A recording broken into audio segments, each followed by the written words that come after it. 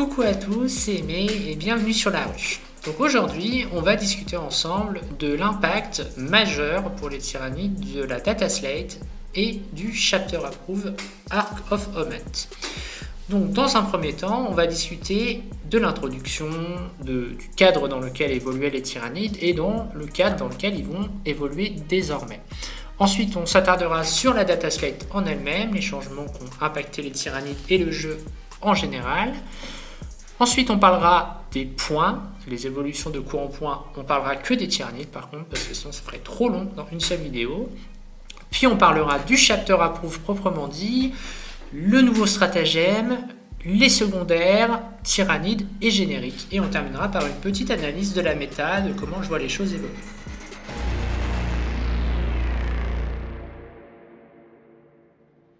On va donc commencer par l'introduction. Donc, il faut déjà savoir que les tyrannides, depuis la sortie de leur codex V9, étaient de gros concurrents, de gros clients dans la méta. Il faut l'accepter.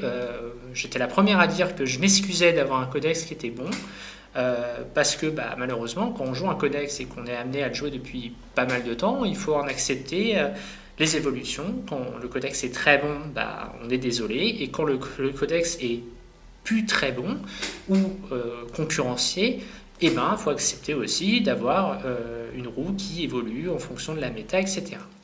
Donc ça, c'est le premier warning. Clairement, le tyrannide a beaucoup perdu. Sans doute que de dominant dans la méta, il va passer à dominer. Mais je pense que ça sera encore parfaitement jouable au regard de pas mal d'avantages que l'on conserve. Et en tout cas, il faut... en tout cas, moi, c'est mon avis. Quand on a une armée de cœur, j'ai pas honte de le dire, moi les tyrannides c'est mon armée de cœur et je suis désolé, mais quand il y a un coup de moins bien, on n'abandonne pas son armée, on ne revend pas ses figurines, on essaie de se triturer le cerveau pour essayer de trouver des concepts qui marchent et pour surprendre, pour innover. Et il y a aussi une chose à prendre en compte, c'est que quand votre codex n'est plus dominant dans la méta, les gens en face ne s'adaptent plus, ne cherchent plus à trouver des contres à votre armée. Par exemple, quand Léviathan était archi-dominant, la relance des blessures était très intéressante pour pallier à cette transhumaine que l'on avait. C'est un exemple, mais globalement, vous comprenez l'idée. Donc voilà, tout ça pour dire que les évolutions dans le jeu sont logiques, normales.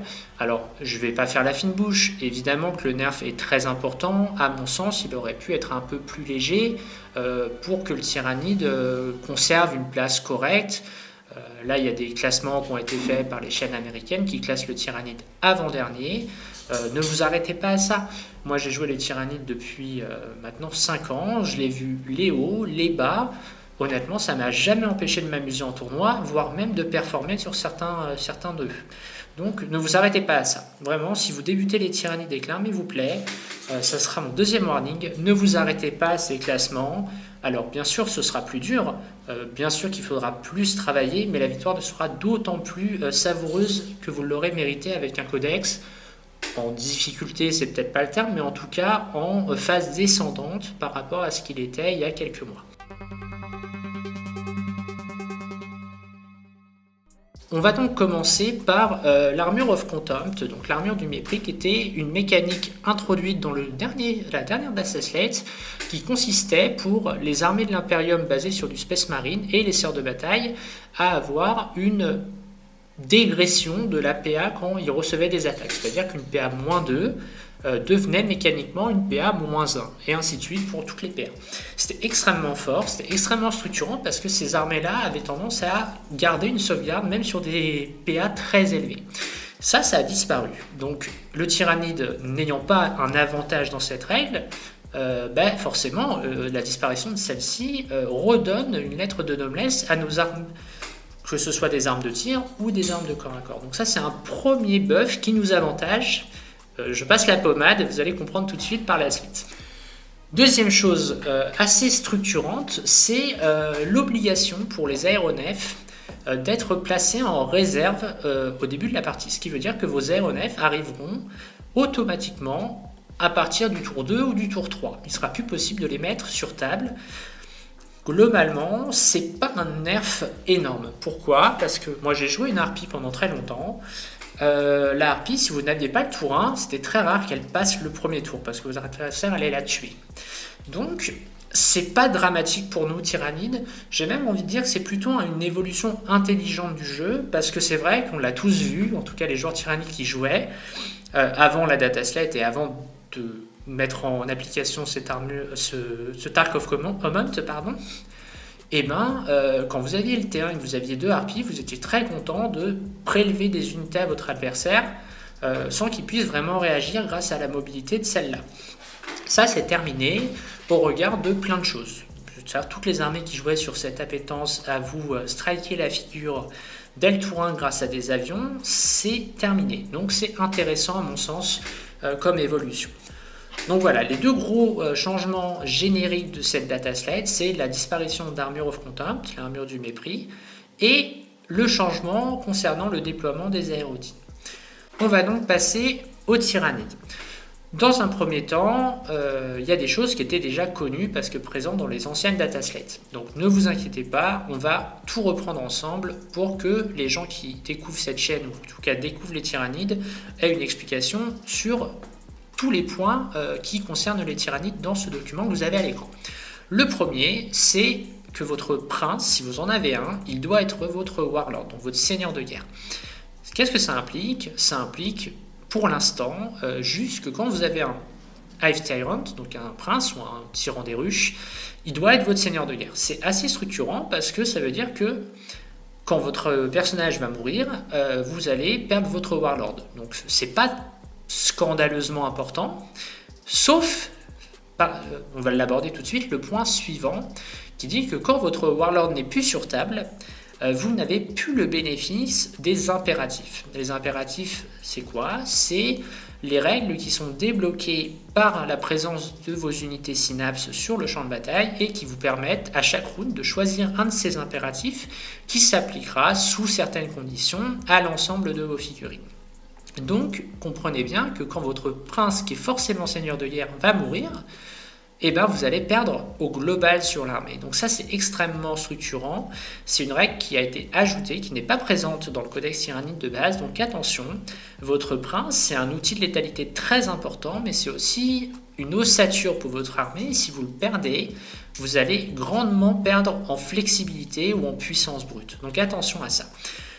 Fort heureusement, on a des unités comme les tyrans de garde qui permettent de se prémunir d'un assassinat un petit peu trop précoce de nos princes, qui nous permettent quand même de profiter de notre règle d'armée assez longtemps dans la partie.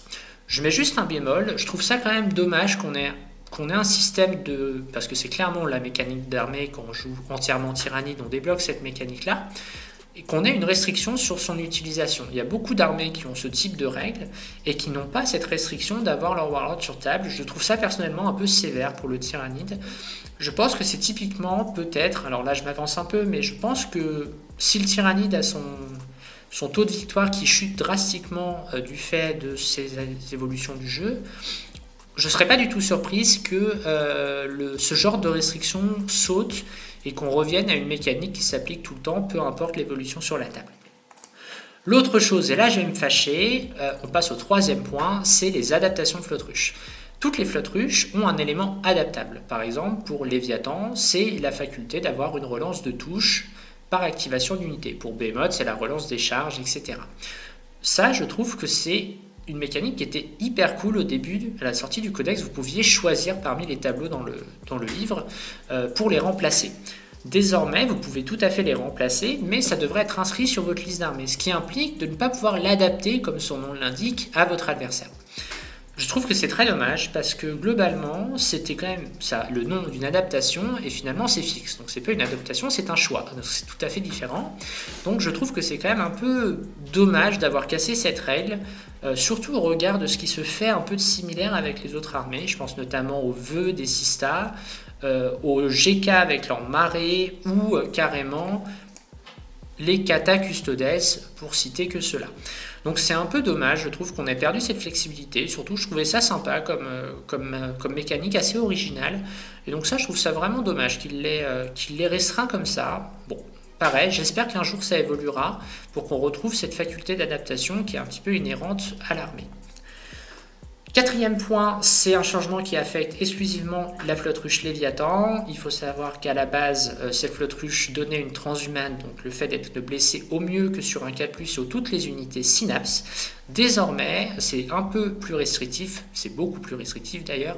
Ce sera uniquement sur les unités Synapse monstres que vous aurez cette transhumane à 4+ complète, et les figurines qui ne sont pas Synapse auront une petite transhumane qui fera échouer les attaques sur des 1, 2, et donc du coup on retombe un petit peu sur nos pattes. La grosse différence, c'est que les unités qui ne sont ni monstres et Synapse auront aucun bonus, et je trouve que c'est vraiment dommage parce qu'en fait ils ont détruit tout un arc de jeu qui était un petit peu populaire au niveau de Léviathan.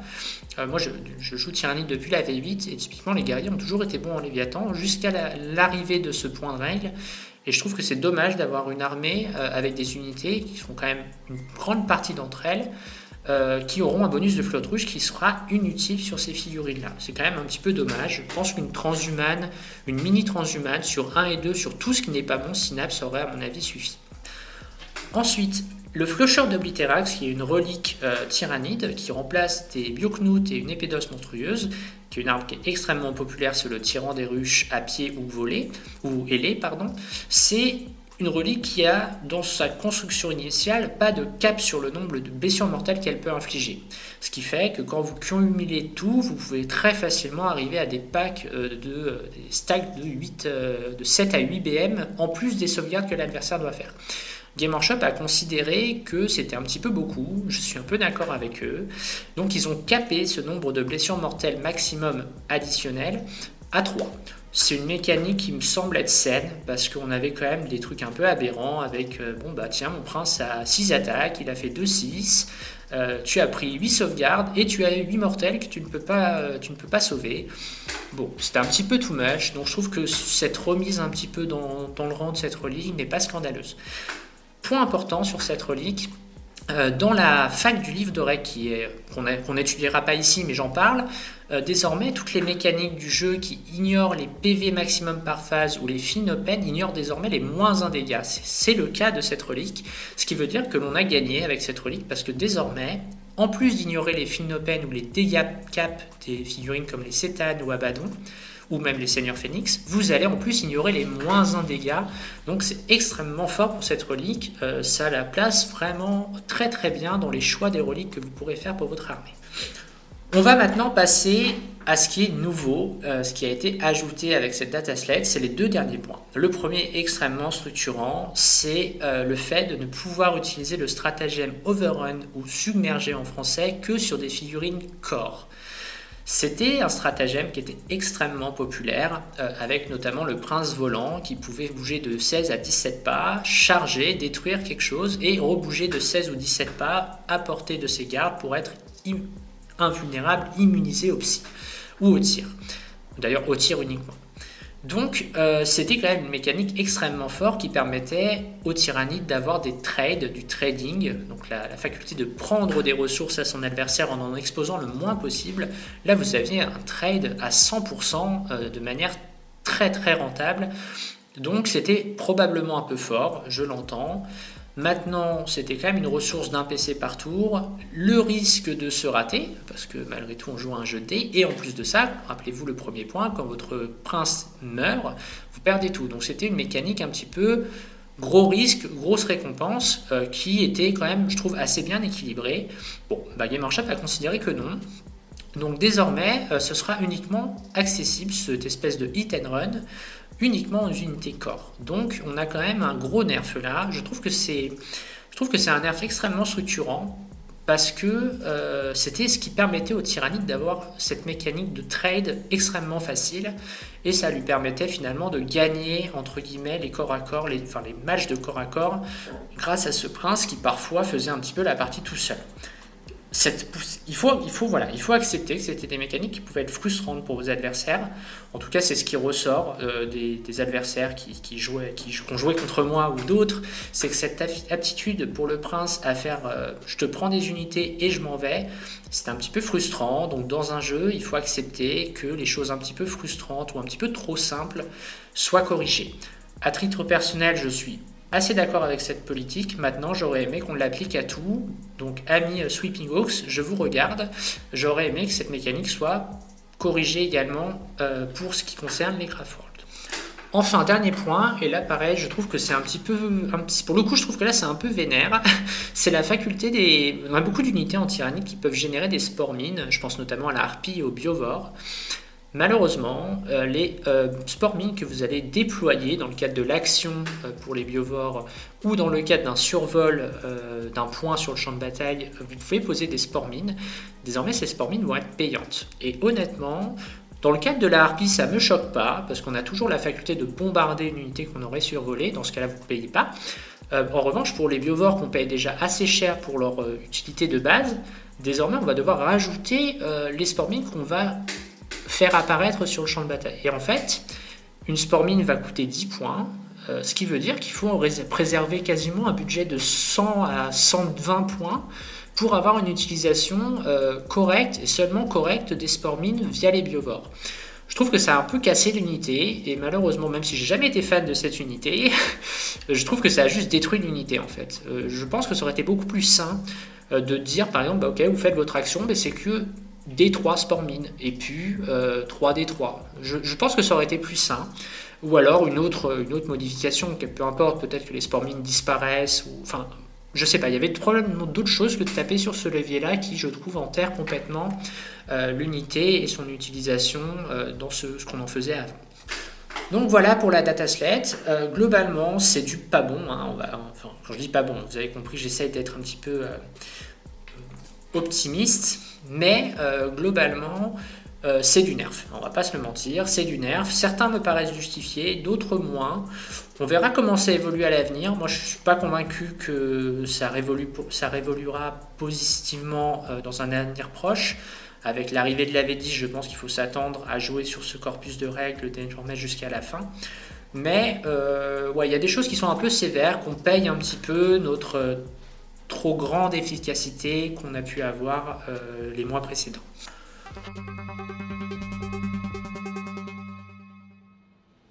On va désormais passer à l'analyse des coûts en points. Alors là, soyons clairs, le dieu du sel est passé, vous allez m'entendre un petit peu couiner sur certains trucs. Je pense, en toute objectivité, de manière un peu logique. Je pense que même les adversaires tyrannides qui pouvaient critiquer le codex, si on leur demande, ils comprendront pas certains choix qui ont été faits par Game Workshop. On va en parler ensemble, on va discuter un peu de toutes les unités et globalement je vais vous donner mon ressenti vis-à-vis d'elles et est-ce que ça change leur employabilité dans une armée ou non. On va commencer par les QG avec le Broodlord. Donc le Broodlord n'a pas bougé, il est toujours à 120 points, moi je le trouve très bien. Son impératif est très bien, sa faculté d'être un très bon acteur d'action psychique, moi je l'aime beaucoup, donc très bien, le Broodlord, continuez à en jouer si vous en jouiez et réfléchissez-y si vous n'en jouez pas, parce que ça va devenir probablement un bon personnage de support. Le prince à pied. Alors le prince à pied, personnellement, je ne l'ai jamais trop aimé, parce que je lui préférais la nervosité du prince volant, et comme on l'a vu avec le stratagème submergé ou overrun qui est nerfé, qui n'est plus utilisable sur lui, on va, je pense, s'orienter vers des princes à pied désormais. Il n'a pas bougé en points, donc il reste tout à fait correct. Il faut aussi savoir que cette unité a la faculté de faire de la létalité sur les 3 phases offensives, donc la phase de psy, la phase de tir et la phase de corps à corps, ce qui n'est pas du tout négligeable. Donc je pense que le prince à pied va vraiment revenir et c'est plutôt une bonne chose, c'est une figurine qui est très sympa. Le neurotrope va prendre 10 points. J'ai envie de dire ça fait partie des hubs qu'il faut accepter quand une unité est rentable. Voilà, le tyrannide avait un taux de victoire très correct, donc on peut accepter ce genre de up.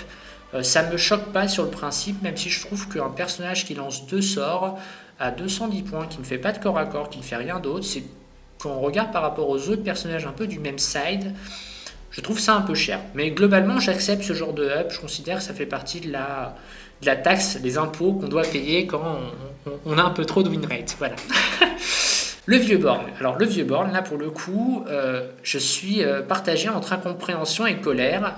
Je pense que je vais faire ma Brigitte Bardot un petit peu, mais clairement, pourquoi taper une telle créature ? C'est une figurine qui a un gros problème. Quand vous regardez sa datasheet, ses attaques font systématiquement un dégât de moins que son homologue Carnifex non nommé. Déjà, ça me choque un petit peu.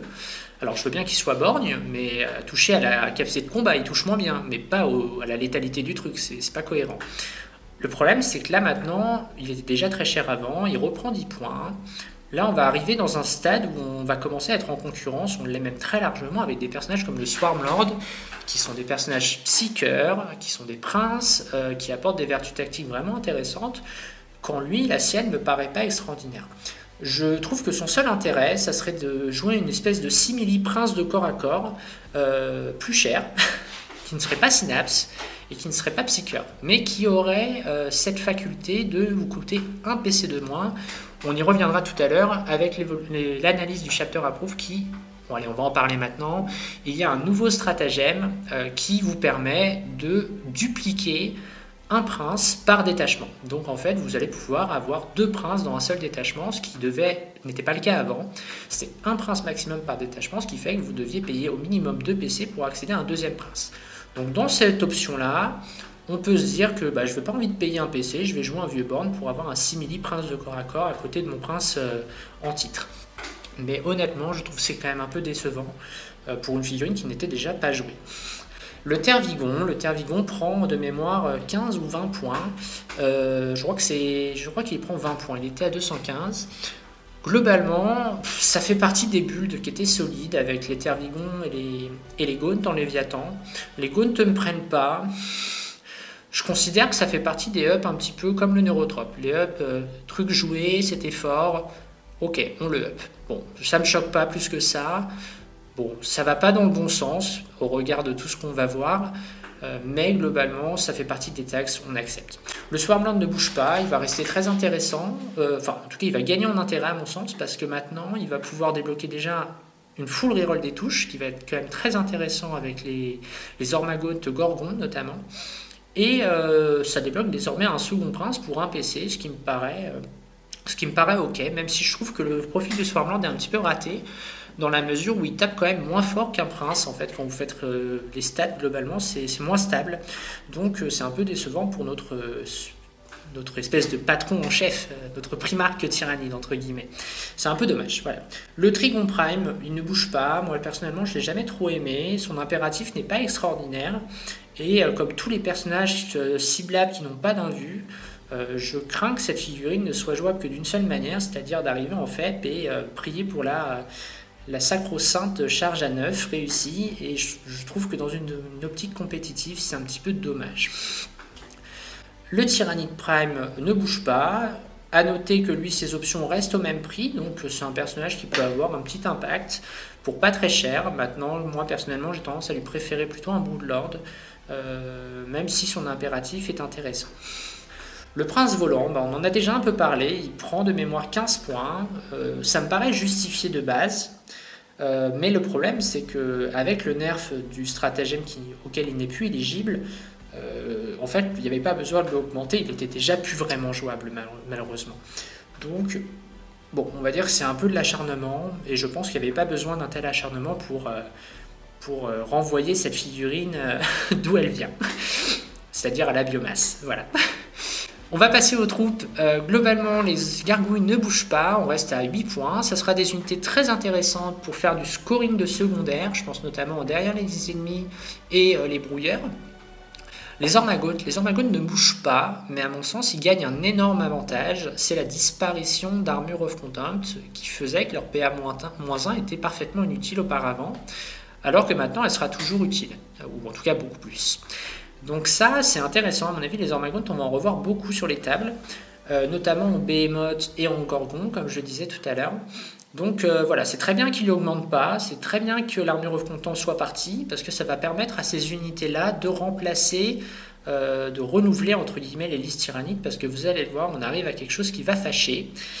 On va en parler juste après les Termagantes. Donc les Termagantes, c'est une unité de troupe qui n'a pas bougé. Donc le combo qui était joué en général, c'était avec un Tervigon. Le Tervigon, lui, a pris une vingtaine de points. Les Termagantes ne bougent pas. Bon, je pense que ce combo méritait un petit équilibrage. Donc entre les Gaunes qui prennent ou le Tervigon qui prend, on retombe un peu sur nos pattes. Les deux n'ont pas pris. Là, j'aurais trouvé ça un peu beaucoup. Là, c'est l'un des deux qui prend, donc le combo va rester parfaitement jouable. Donc, pas trop de soucis à ce niveau-là. On va arriver, messieurs, dames, à ce qui fâche, les guerriers. Les guerriers tyrannides n'ont pas bougé en châssis, ce qui veut dire qu'ils restent à 30 points pièce, ce qui est une bonne chose. Parce que moi, je considère que les guerriers tyrannides sont essentiels pour ce qui est des relais synapses. Quand vous n'avez pas de guerrier, vous avez votre relais synapse qui est vraiment impacté et presque handicapé, parce qu'en fin de compte, vous ne pouvez pas le déployer à sa pleine puissance, et je vous rappelle quand même que ce sont des buffs qui s'appliquent à toute l'armée quand vous êtes à portée synapse. Donc, si les guerriers avaient pris en points sur leur châssis, ça aurait été plus grave que si c'était les options. Les options ont pris en points, le canon étrangleur a pris 5 points, l'épée d'os et le bioknout ont pris 5 points, le crash mort a pris 5 points et les 2 épées d'os ont pris 10 points. Le reste n'a pas changé, donc il y a quand même là pour le coup c'est très structurant. Moi je jouais 3 packs de 5 guerriers, le guerrier initial a pris à peu près 15 points, donc on fait le calcul, 5 x 15 ça fait un gros up. Je suis partagé sur l'esprit du changement, mais pas sur la manière dont ça a été fait. Je pense qu'il y avait clairement un problème avec l'épée d'os, dans la mesure où, à concurrence de coups en points égal, c'était l'arme qui était la plus intéressante. Donc c'était dommage. Moi je pense que dans Game of Thrones, dans Warhammer, il faut avoir des choix. Comme on dit, faire des choix c'est renoncer. Si vous avez une option qui vaut le même coût qu'une autre, mais qui est toujours meilleure que celle-là, vous n'aurez jamais envie de prendre l'autre option. Donc en fait, c'est ça qui me gênait un peu avant, parce qu'en fait, on avait une option qui était intrinsèquement meilleure que toutes les autres. Désormais, on va avoir un peu une échelle, entre guillemets, entre les armes. C'est plutôt intéressant, je trouve, si on regarde ça sous ce spectre-là. Maintenant, je pense que ça a été un peu trop fort. Je pense que 10 points pour une option, ça me paraît horriblement cher, et je pense que ça, là, pour le coup, ça a un peu tué cette option-là. Je ne vais pas rentrer dans le détail des équipements, j'en reparlerai probablement dans une vidéo future, j'en ai déjà un petit peu parlé avec la vidéo Débuter les tyrannides, mais globalement, je pense que là, j'aurais préféré que limite, il ne touche à aucun coup en point, mais que ce soit les caractéristiques de l'épée d'os qui soient retravaillées, pour une logique d'harmonisation et pour une logique surtout de faire des choix, c'est-à-dire je veux mes guerriers en anti-masse, je vais partir sur de la griffe tranchante. En ouvre-boîte, comprendre anti-terminator, en serre perforante. Ou à l'inverse, je veux taper au dégâts 2, et dans ce cas-là, je prends l'épée d'os. Mais j'aurais aimé qu'il y ait un choix. Là, il n'y en avait pas. En fait, avant, il y en avait un, c'était un choix évident. On allait tous vers l'épée d'os. Maintenant, je pense qu'on va tous plus aller vers l'épée d'os. Et c'est dommage, c'est un choix à l'inverse. Je trouve que c'est un peu dommage. On va poursuivre avec les élites. Alors au niveau des élites, quelques changements. Je crois que c'est la catégorie qui bouge en termes de nombre d'entrées le moins. Mais il y a quelques changements impactants, surtout vers la fin de nos élites. Le Death Sleeper n'a pas bougé, je le trouve toujours très bien. J'en ai parlé dans Débuter les tyrannides, j'en reparlerai probablement dans d'autres vidéos. C'est une figurine que je trouve extraordinaire au regard de sa vertu tactique. Donc il ne bouge pas, c'est une bonne chose. Les Genestealers, également une unité qui a une très bonne utilité en vertu tactique, donc c'est une unité qui ne bouge pas. Pour le coup, j'aurais aimé qu'ils perdent un peu en points, parce que quand on les compare à leurs homologues du culte Genestealer, ils sont quand même très chers pour ce qu'ils font. Donc je pense qu'une petite baisse d'1 ou 2 points aurait été bienvenue, c'est pas le cas, on va devoir s'en contenter. La Rospex ne bouge pas grand chose à dire sur cette unité, elle n'était pas très jouée avant, déjà l'Armure of Contempt l'impactait pas mal sur son profil de balayage entre guillemets. Là je pense que ça sera toujours mieux qu'avant, mais globalement un monstre de cette taille-là qui n'a pas d'invue, c'est toujours un peu compliqué à justifier quand vous avez des armes comme les Maniarai ou les canons Raito qui vont vous faire extrêmement mal. Le Malceptor ne bouge pas, il est toujours à 220 points. Je trouve personnellement que c'est très cher, mais vous allez voir par rapport aux zoanthropes, désormais il se regarde beaucoup plus. Au sein de la concurrence de figurines qui font de l'ABM, il peut devenir vraiment meilleur que les zoanthropes. Donc gardez un œil sur lui si vous avez envie de balancer de l'ABM à vos adversaires, parce qu'il sera sans doute très intéressant dans ce rôle-là. Les pyrovores n'augmentent pas, c'est une unité lance-flamme qui est très intéressante. J'ai envie de dire qu'ils sont presque up désormais parce que vous pouvez les mettre en FEP gratuitement. C'est quelque chose qu'on n'a pas parlé, j'en parle maintenant. désormais les réserves, vous pouvez mettre n'importe quelle unité en réserve sans pousser de PC. Donc ça donne aux unités pyrovores le droit d'être en FEP naturellement, enfin en FEP, en réserve en tout cas, et donc ça a un intérêt au regard de ces unités qui tirent et qui ont très envie d'avoir l'initiative du feu, et en plus le choix initialement de leur cible. Donc c'est une unité qui est assez intéressante à ce niveau-là. Le Toxicrane, lui, problème, c'est une très bonne figurine, mais qui n'est juste pas jouable en fait, parce que le gabarit intrinsèque de la figurine est tellement énorme qu'en fait il est indéplaçable sur la table, et vous ne pourrez, je vous donne un exemple, vous voulez charger une unité qui est contre un mur par exemple, vous n'allez pas pouvoir rentrer en portée d'engagement parce que vos tentacules vous empêcher de passer. C'est typiquement dommage. C'est le genre de figurine qui est très sympa physiquement, mais qui a clairement un délit de sale gueule sur table et qui le rend en fait injouable. Donc là, je ne sais pas comment Game Workshop pourrait régler le problème, parce qu'en fait, c'est une figurine qui n'est pas physiquement jouable sur une table de jeu comme on les voit aujourd'hui dans les gabarits standardisés du WTC ou même de l'ITC. Les tirs en garde, on arrive aux unités qui ont pris en points. Les tirs en garde ont pris 5 points. Pareil, j'ai envie de dire, c'est une unité qui était jouée. On accepte une hausse de 5 points par figurine dans le cadre d'une unité de 3. Je trouve ça correct. Le fait d'avoir un personnage qui n'est pas ciblable, ça reste extrêmement fort, surtout au regard de ces figurines-là qui sont hyper tanky. Donc, ça ne me choque pas plus que ça.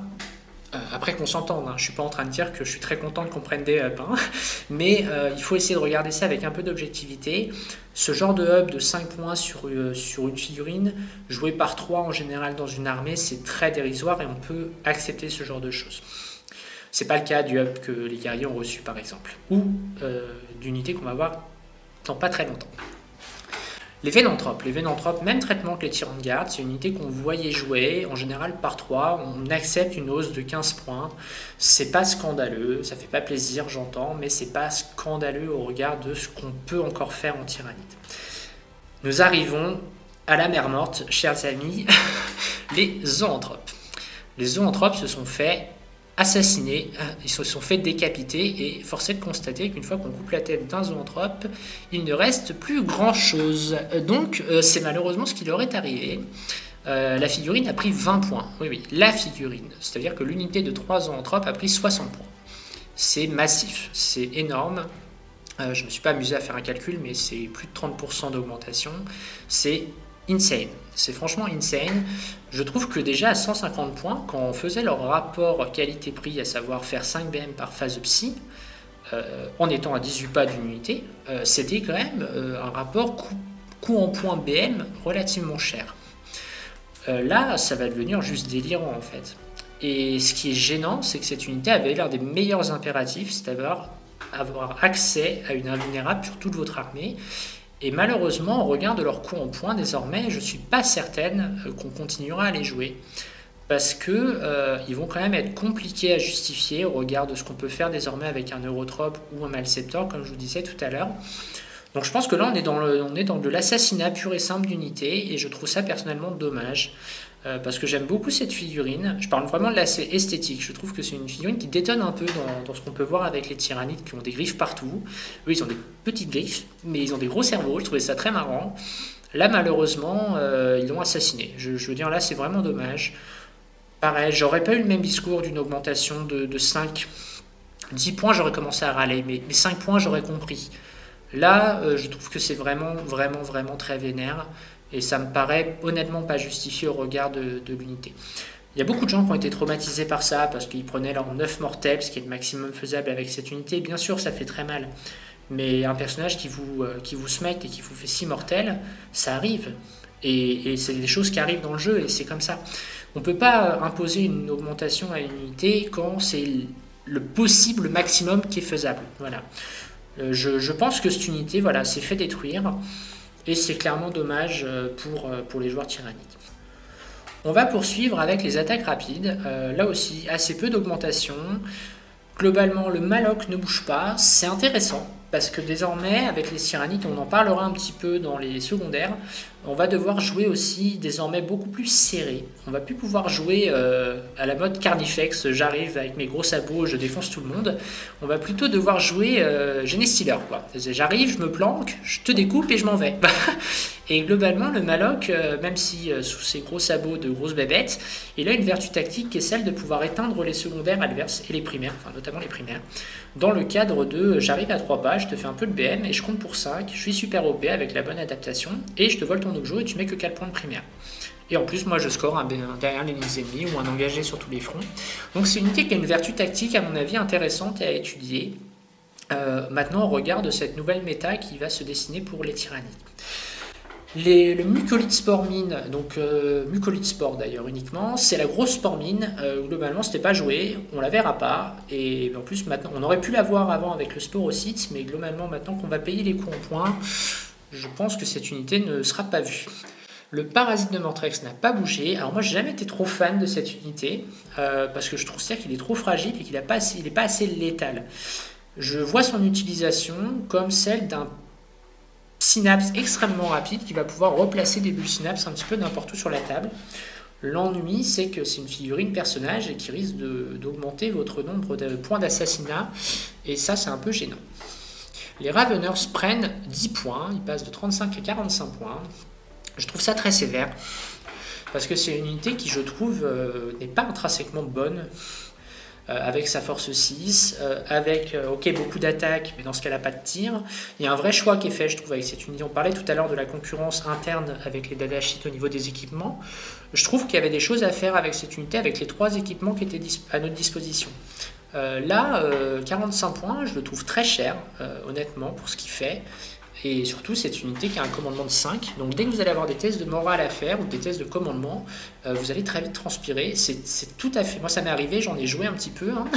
Ça m'est arrivé de faire des tests de commandement à moins 100 points. C'est-à-dire que je perds une figurine au tir, j'ai un test de commandement, j'en perds un. Et en plus, derrière, je repère un autre sur le test d'attrition.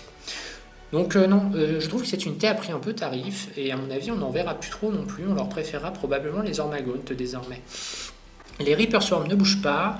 Une unité qui a une vertu tactique désormais, on regarde engager sur tous les fronts, la FEP, etc. Ça peut être des unités un peu de scoring à 45 points, honnêtement ça s'entend. Les spore mines, toujours pareil, maintenant qu'elles vont coûter en points, on les prenait pas en entrée dans son armée, on essaie de les faire apparaître. Et désormais, on va les faire apparaître, mais ça va coûter des points et ça va être un peu problématique. Le Trigon va prendre, je crois, une vingtaine de points. Je trouve que c'est pareil, c'est très cher pour une unité qui n'était pas ouf. Je m'attarde un petit peu sur les monstres. Globalement, je trouve que tous les monstres un peu de ce type-là, type corps à corps, vont être mis en concurrence avec un châssis qu'on va voir juste après, qui sont les Carnifex. Et je trouve que globalement, quand on compare un Carnifex à un autre monstre, c'est toujours le Carnifex qui gagne cette comparaison. L'augmentation en points du Trigon me fait dire que désormais il est encore plus en concurrence avec les Carnifex, donc je l'aime pas trop. Après, ok, il a la faculté de FEP, donc de faire du scoring, mais je trouve qu'en puissance brute, on recherche plutôt de la puissance brute quand on achète des monstres, et que à cet aspect-là, le Trigon me paraît un peu moins bon. On va donc poursuivre avec les Heavy Support, les soutiens. Les biovores ne bougent pas, mais comme je l'ai un petit peu dit avant, le fait que leur mécanique d'action soit conditionnée à un coup en point préservé pour mettre des spore mines, en fait ça a détruit l'unité en fait. L'unité à 45 points ne sert plus à rien. Donc voilà, c'est flagrant comme nerf. C'est-à-dire qu'avant la moyenne était, vous faisiez une action, vous mettiez 6 spore mines en moyenne, avec un pack de 3 biovores, en fait là, faut garder 60 points rien pour valider cette action quoi. Ça me paraît énorme en fait. Ça me paraît vraiment énorme et ridicule en fait au regard de ce que coûte la figurine aujourd'hui. Les Carnifex ont pris 10 points, ou 5 points, 10 points de base. Les options n'ont pas augmenté. Alors moi je trouve que pareil, les Carnifex c'était franchement très bien. Sauvegarde à 2+, accès à une transhumane via un stratagème, un -1 dégâts intégrés, une faculté de tir ou de corps à corps accrue et de manière très correcte. C'était vraiment un monstre assez polyvalent et je les aime beaucoup. Donc je considère que ce up est un petit peu normal, surtout que maintenant j'aimais les comparer avec les Dreadnought. Les Dreadnoughts vont coûter moins cher, mais maintenant qu'ils n'ont plus l'armure of Contempt, vous avez quand même une de plus. Je trouve que c'est ok, en fait, c'est cohérent. Moi j'adore les carnis, franchement j'aime beaucoup cette unité. Voilà, je trouve que c'est une unité emblématique des tyrannides. Et comme je disais tout à l'heure, je trouve que c'est clairement en termes de monstre, non personnage, c'est clairement la figurine monstre qui gagne à mon avis tous les rapports qualité-prix. Donc je les trouve très intéressants. Après vous avez une farandole d'options qui leur sont accessibles. Là attention, hein, c'est les soldes mais pas trop. Donc votre Carnifex de base coûte vraiment pas cher, il est vraiment low cost. Si vous commencez à l'équiper, vous pouvez quasiment mettre 40-50 points d'options dessus. Donc voilà, attention, il y a moyen qu'il coûte très cher à la fin. Mais voilà, j'aime bien ce côté flexible. Là, on est vraiment dans quelque chose que je trouve intéressant, c'est-à-dire que tout est un petit peu payant, tout est cohérent. Donc en fait, on a des vrais choix à faire, et le fait de ne pas faire de choix, c'est déjà un choix, à savoir pas payer, mais faire des choses moins bien. Je trouve que c'est une unité qui est très bien sidée en termes de rapport qualité-prix. Donc j'aime beaucoup le Carnifex à cet égard-là. L'exocrine n'a pas bougé, globalement elle ne bouge pas, c'est toujours notre monstre artilleur qui fait bien le boulot, donc pas de souci à ce niveau-là. Les Highguards prennent 10 points ou 5 points, j'ai un doute. Ils prennent 5, entre 5 et 10 points. On a clairement une unité qui n'était pas franchement extraordinaire et qui du coup va perdre un point en concurrence. Je trouve que c'est une unité qui va coûter cher pour ce qu'elle fait, et surtout que c'est l'une des rares unités piétonnes qui n'est pas synapse, et qui n'est surtout pas corps. Et le problème, c'est que on va commencer à avoir des packs qui vont coûter cher. Alors ok, ils prennent pas les malus, ils prennent pas ce genre de choses, mais là ça va commencer à être cher pour quelques tirs à 3+, pas fiabilisable. Ça m'interroge un peu. Là je trouve qu'on est un peu sur de l'acharnement à mon sens. C'est un peu dommage. Le Screamer Killer ou le Tueur Hurlant, bah là on est clairement dans une bonne nouvelle, parce que c'était une unité qui était jouée et qui n'a pas augmenté du tout à la différence du Carnifex. Donc ça c'est une bonne unité qui va rester très intéressante. On peut parfaitement les imaginer en Kraken pour pouvoir en avoir une énorme allonge, ou dans des Floodrush ayant accès à l'adaptation qui les rend super OP.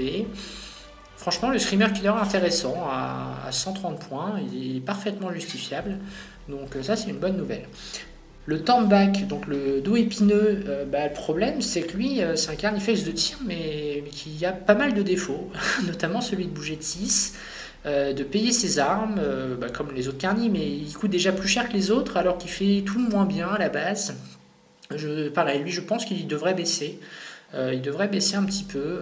Là, il n'a pas bougé. À mon avis, on lui préférera toujours le châssis Carnifex de base. Le Tyrannofex a augmenté. Là aussi, je trouve que c'est un peu sévère. Il a augmenté de 15 points. Alors oui, c'était joué. Est-ce que c'était broken? Je pense pas. Est-ce que c'était spammé? Je pense pas non plus. Je trouve que là, c'est aussi un peu sévère pour le coup sur le Tyrannofex. Je trouve qu'il commence à coûter cher pour ce qu'il fait. Voilà, je trouve un peu décevant. Là, l'augmentation me paraît un peu sévère. On va passer à notre unique transport, le Tyrannosaurus, qui n'a pas bougé, mais qui en fait, à mon sens, a pris un gros nerf. À savoir que désormais, on n'a plus besoin de payer des PC pour mettre les choses en renfort. Et donc, à cet égard, avoir des unités qui peuvent arriver plus tard, ou en tout cas dès le tour 1, n'importe où sur la table, à 9 pas de l'ennemi, ça m'évoque une perte d'intérêt pour le Tyrannofex, globalement. Donc à mon avis, on le voyait déjà pas beaucoup, à mon avis on le verra pas davantage. Donc lui il a perdu un peu par rapport à cette possibilité qui nous est offerte désormais pour ce qui est des réserves. Les deux volants, globalement la harpie n'a pas bougé, par contre le canon venin lourd lui a pris tarif, parce qu'il va coûter 2 fois plus cher, il va passer de 15 points à 30 points, ce qui fait que sur un châssis harpie double canon venin, on va avoir une augmentation de 30 points. C'est très cher.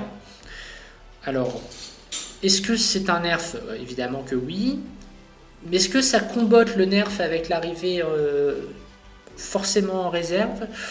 Je suis pas sûr, parce qu'au moins vous êtes certain aujourd'hui de tirer au moins une fois avec votre harpie. Je trouve que le up en points sur le canon venin est un peu vénère. Moi j'étais déjà pas fan de cet équipement, parce que je considérais que de base, quand vous faites les statistiques, ça ne tue pas un rhino. Bon... Ça le tuera peut-être un peu mieux maintenant qu'il n'y a plus l'armure of contempt, mais je trouve que c'est quand même un équipement qui est très cher. Donc je pense qu'on verra toujours parfois des harpies. Ça sera des vrais choix, parce que c'est cher aujourd'hui une harpie. Et donc commencer la partie avec 1800 points, c'est quand même un vrai choix. Mais en tout cas, je pense qu'on n'en verra plus en canon venin lourd. On les verra plutôt en étrangleur, qui dans ce cadre-là, ça me paraît encore à peu près justifié. La Hive Crown, elle n'a pas bougé. Je trouve que c'est un volant qui est intéressant, mais qui perd la comparaison avec la Harpie en termes de rapport qualité-prix. Et donc, à cet égard, on lui préférera toujours la Harpie.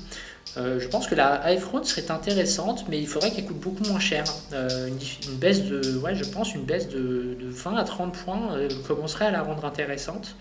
Là, elle est toujours un peu trop chère par rapport à la Harpie. Et le sporocyte, on va terminer là-dessus. Globalement, le sporocyte n'a pas bougé, mais désormais les spores mines vont être payantes.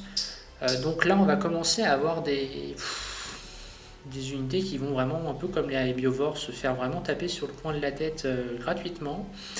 Et ils vont perdre clairement en intérêt. Donc je pense que ces unités-là ont perdu toute vocation à être présentes sur la table de jeu et c'est un peu dommage.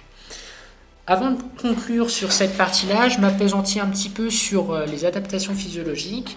Pas de changement, le seul petit changement c'est l'accès aux synapses pour un monstre qui était à 10 points, va passer à 15, donc légère augmentation. C'était celui qu'on jouait quasiment tout le temps.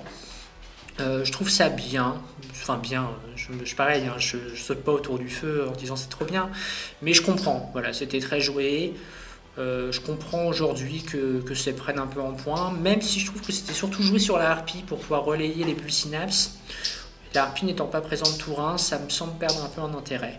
Mais bon, pareil, là on est dans l'ajustement de coups en point de choses qui étaient jouées. Ça me choque pas plus que ça. Voilà.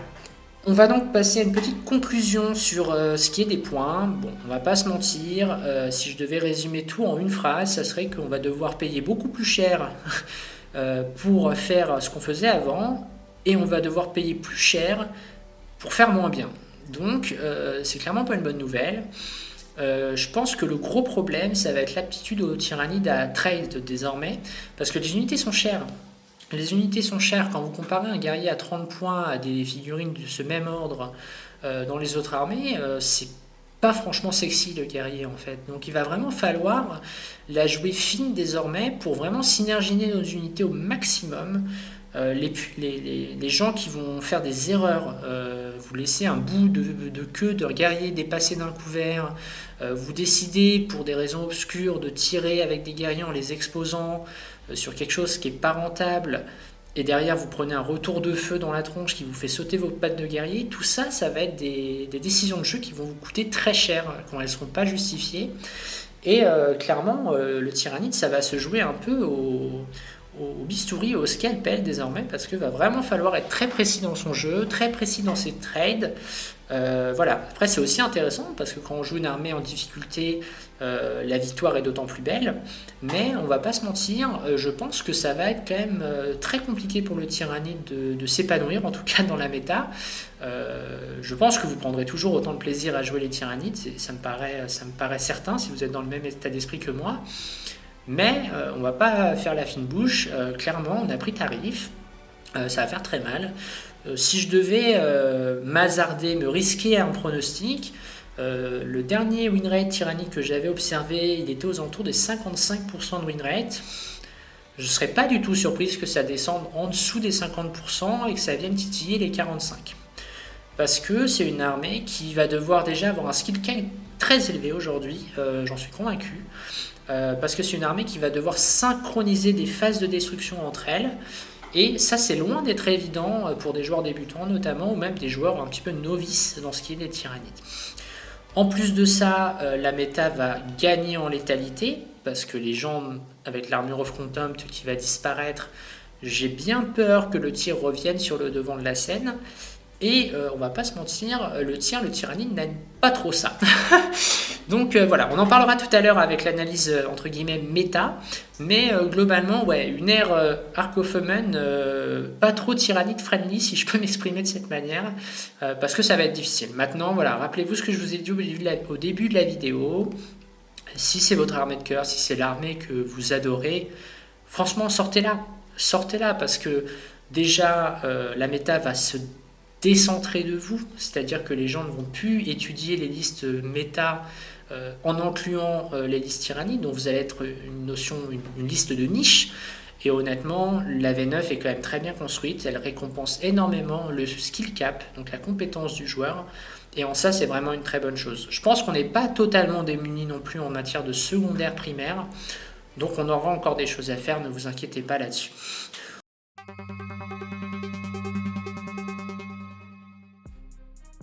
On va donc maintenant s'attaquer aux secondaires de factions tyrannides et on enchaînera ensuite les secondaires génériques. Alors il faut savoir que les secondaires tyrannides n'ont jamais été franchement hyper rentables. Pourquoi ? Parce que c'était des secondaires qui étaient basés sur la létalité. Et quand on a des secondaires basés sur la létalité, c'est un petit peu bien souvent récompensé quand on gagne la partie et assez mal récompensé quand on la perd. Et comme je disais tout à l'heure, le tyrannide va avoir beaucoup plus de difficultés à s'épanouir sur la table, à être oppressant. Et donc, pour l'adversaire, ce sera plus facile de subtiliser des ressources qui engendreront un secondaire pour vous. Donc, ça ne va pas rendre la tâche plus aisée au tyrannide, c'est l'arrivée de cette ère de Arc of Foment. Et surtout qu'en plus, ces secondaires, pour une raison obscure et pour le coup pas très justifiée, ont été corrigés et plutôt à la baisse. Pourquoi ? Le Synaptic Insight, donc, que vous avez à l'écran, il faudra avoir un autre point de Synaptic Kill par rapport à avant. Avant, il n'en fallait que 4, et maintenant, il en faudra 5. Ça paraît rien, mais en fait, c'est compliqué, parce que ça veut dire qu'il vous faudra tuer une figurine de plus à 3 PV sur un round, et là où c'est beaucoup plus structurant, je trouve, c'est sur les personnages, parce que je trouve que Synaptic Insight se prenait assez bien quand l'adversaire avait des véhicules, des figurines à 3 PV et potentiellement un petit peu de personnages qui viennent au corps à corps, parce que vous arriviez à les choper au corps à corps et ça vous permettait, en tuant 2 sur un round, d'accéder plus facilement à ces points de Synaptic Kill. Là, il faudra tuer 3 figurines entre 6 et 9 PV, ce qui me paraît vraiment beaucoup plus dur à faire sur la longueur de partie. Donc voilà, c'est un peu compliqué. Pour moi, ce secondaire, il va rester attractif dans les match-up IK ou RK, parce que dès que vous allez tuer 2 de ces figurines en face, vous allez marquer 3 points, et vu qu'il n'est pas dans la même catégorie que abattez-le, donc tuez les véhicules, vous pourrez cumuler le scoring sur les 2 secondaires en même temps, ce qui me paraît pas déconnant. Maintenant, attention, il faut tuer avec des unités synapses. Donc maintenant que les guerriers sont moins létaux, maintenant que le prince volant sera probablement moins populaire et que les zoanthropes ont pris en point, on risque d'avoir beaucoup plus de difficultés à tuer des figurines de ce gabarit-là, et on en tuer surtout 2 dans le même tour. Donc je ne suis pas sûr que ce secondaire sera joué, en fait, tout simplement, parce que il y aura des secondaires d'action ou de prise de table qui seront peut-être plus rentables que celui-ci. Et en tout cas, le prendre, c'est un peu un pari, parce que si vous n'arrivez pas en début de partie à tuer 2 IK par tour, et ben en fait, il y a fort à parier que les tours suivants, vous n'y arriverez pas non plus. La létalité déclinant au fur et à mesure de la partie, ça peut être un petit peu dangereux. Donc voilà, pour ce secondaire, globalement, il est rendu plus ardu, avec un total maximum de points de victoire de 12. Le festin crânien, moi j'aimais beaucoup ce secondaire, je le prenais très régulièrement parce que je trouvais qu'il était assez facile à faire, notamment quand on commence à jouer avec des Genestealers ou des Lictors, des choses comme ça. C'était une manière assez fiable de récupérer des PC, et en plus de ça, il avait tendance à aller dans le bon sens, c'est-à-dire qu'en tyrannie on voulait bouffer des gens, donc ça marchait bien. Il a été nerfé un petit peu dans le sens que pour récupérer un PC, le jet sera durci de 1. C'est-à-dire que quand vous tuerez avec une figurine Felder Tundrill, qui a ce mot-clé-là, les Lictors, les Vénanthropes, les Genestealers, vous pouviez récupérer des PC sur un 4+, et sur un 2+, dans le cadre d'un personnage. Maintenant, ce jet-là sera empiré de 1, donc ça passera sur du 5+, ou du 3+, pour les personnages. C'est pas dramatique, mais comme depuis le début de la vidéo, il y a quand même beaucoup de choses qui arrivent sur la tête du tyrannide, et je pense pas que changer ces secondaires en les rendant plus durs soit vraiment bénéfique pour le jeu au global du tyrannide, parce que je pense que ça va être beaucoup plus difficile, et on va sans doute se réorienter vers les secondaires génériques. Il y a également quelque chose qui me gêne un peu, c'est qu'on va le voir tout à l'heure, il y a beaucoup de secondaires génériques qui permettent l'acquisition de points de commandement quand on réalise cela. Et du coup, le tyrannide avait cette appétence un peu unique de récupérer des PC grâce à son objectif, et maintenant cette particularité va être relativement étendue dans le jeu. Donc le petit gain de 1 CP par rapport à l'adversaire en plus par ronde pouvait quand même faire un peu la différence. Maintenant, ça sera une différence qui sera plus aussi spécifique aux tyrannides. Le dernier objectif, les sport nodes, c'est toujours un petit peu compliqué, je trouve, comme action, parce qu'en fait, déjà vous devez la faire 4 fois pour maxier le nombre de points, c'est-à-dire 15, et 3 fois vous fait faire 12, soit autant qu'un brouilleur. Donc je trouve que c'est quand même un petit peu plus difficile à faire que le brouilleur, et en tout cas ça demande vraiment d'aller s'exposer très fort, d'aller au milieu de la table, faire une action et donc par conséquent ne rien faire derrière. Et voilà. Par contre, l'avantage, c'est que si vous arrivez à déborder votre adversaire, et ça on peut le faire avec le tyrannide, avec des unités rapides comme les gargouilles, les ormagones, ce genre de choses, il est tout à fait possible de déborder un point, se mettre derrière un auscultant, faire son action, et refaire ça au tour d'après, et assurer peut-être assez facilement une dizaine de points sur ce secondaire-là. L'autre avantage, c'est que les brouilleurs, quand vous perdez des figurines, le jet pour réaliser le brouilleur est parfois un petit peu plus difficile, tandis que là, même avec un seul ormagone, vous pourrez valider automatiquement cet objectif-là. Donc voilà, en gros, ce qu'on peut dire sur les secondaires tyrannides, c'est qu'ils n'ont jamais été très fameux, et ils vont pas être beaucoup plus fameux aujourd'hui, mais je pense qu'on va devoir maintenant, dans sa construction de liste, anticiper ses choix de secondaire beaucoup plus qu'avant, en allouant un certain nombre de points à la réalisation de ceux-là. Le problème, c'est que, enfin en tout cas mon dilemme, c'est que je me demande si aujourd'hui le tyrannide peut se permettre, au regard des coûts des unités désormais, de sacrifier 100, 200 points pour son scoring. Ça me paraît vraiment compliqué. Donc je ne sais pas, il y a des options qui existent pour valider ces secondaires. Les génie stealers, j'en ai parlé pour le festin crânien, le prince tyrannide avec le canon venin qui tire, et donc il y a une faculté de faire du dégât sur une phase supplémentaire, donc il peut faciliter l'accès au premier secondaire de la liste, ou alors les ormagones et les gargouilles pour le sport node. Mais globalement, j'ai quand même la sensation que ça va pas être trop tôt, et que peut-être on privilégiera peut-être les choix des secondaires génériques que l'on va voir maintenant.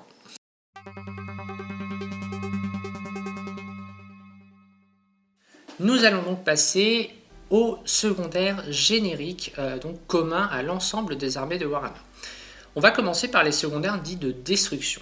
Le premier, ce sera l'assassinat. Il n'a pas changé, il s'agit toujours de tuer des personnages adverses, et vous gagnerez des points, 3 en l'occurrence, et 1 additionnel si vous tuez le Warlord, ce qui vous permettra de générer des points en détruisant les personnages adverses.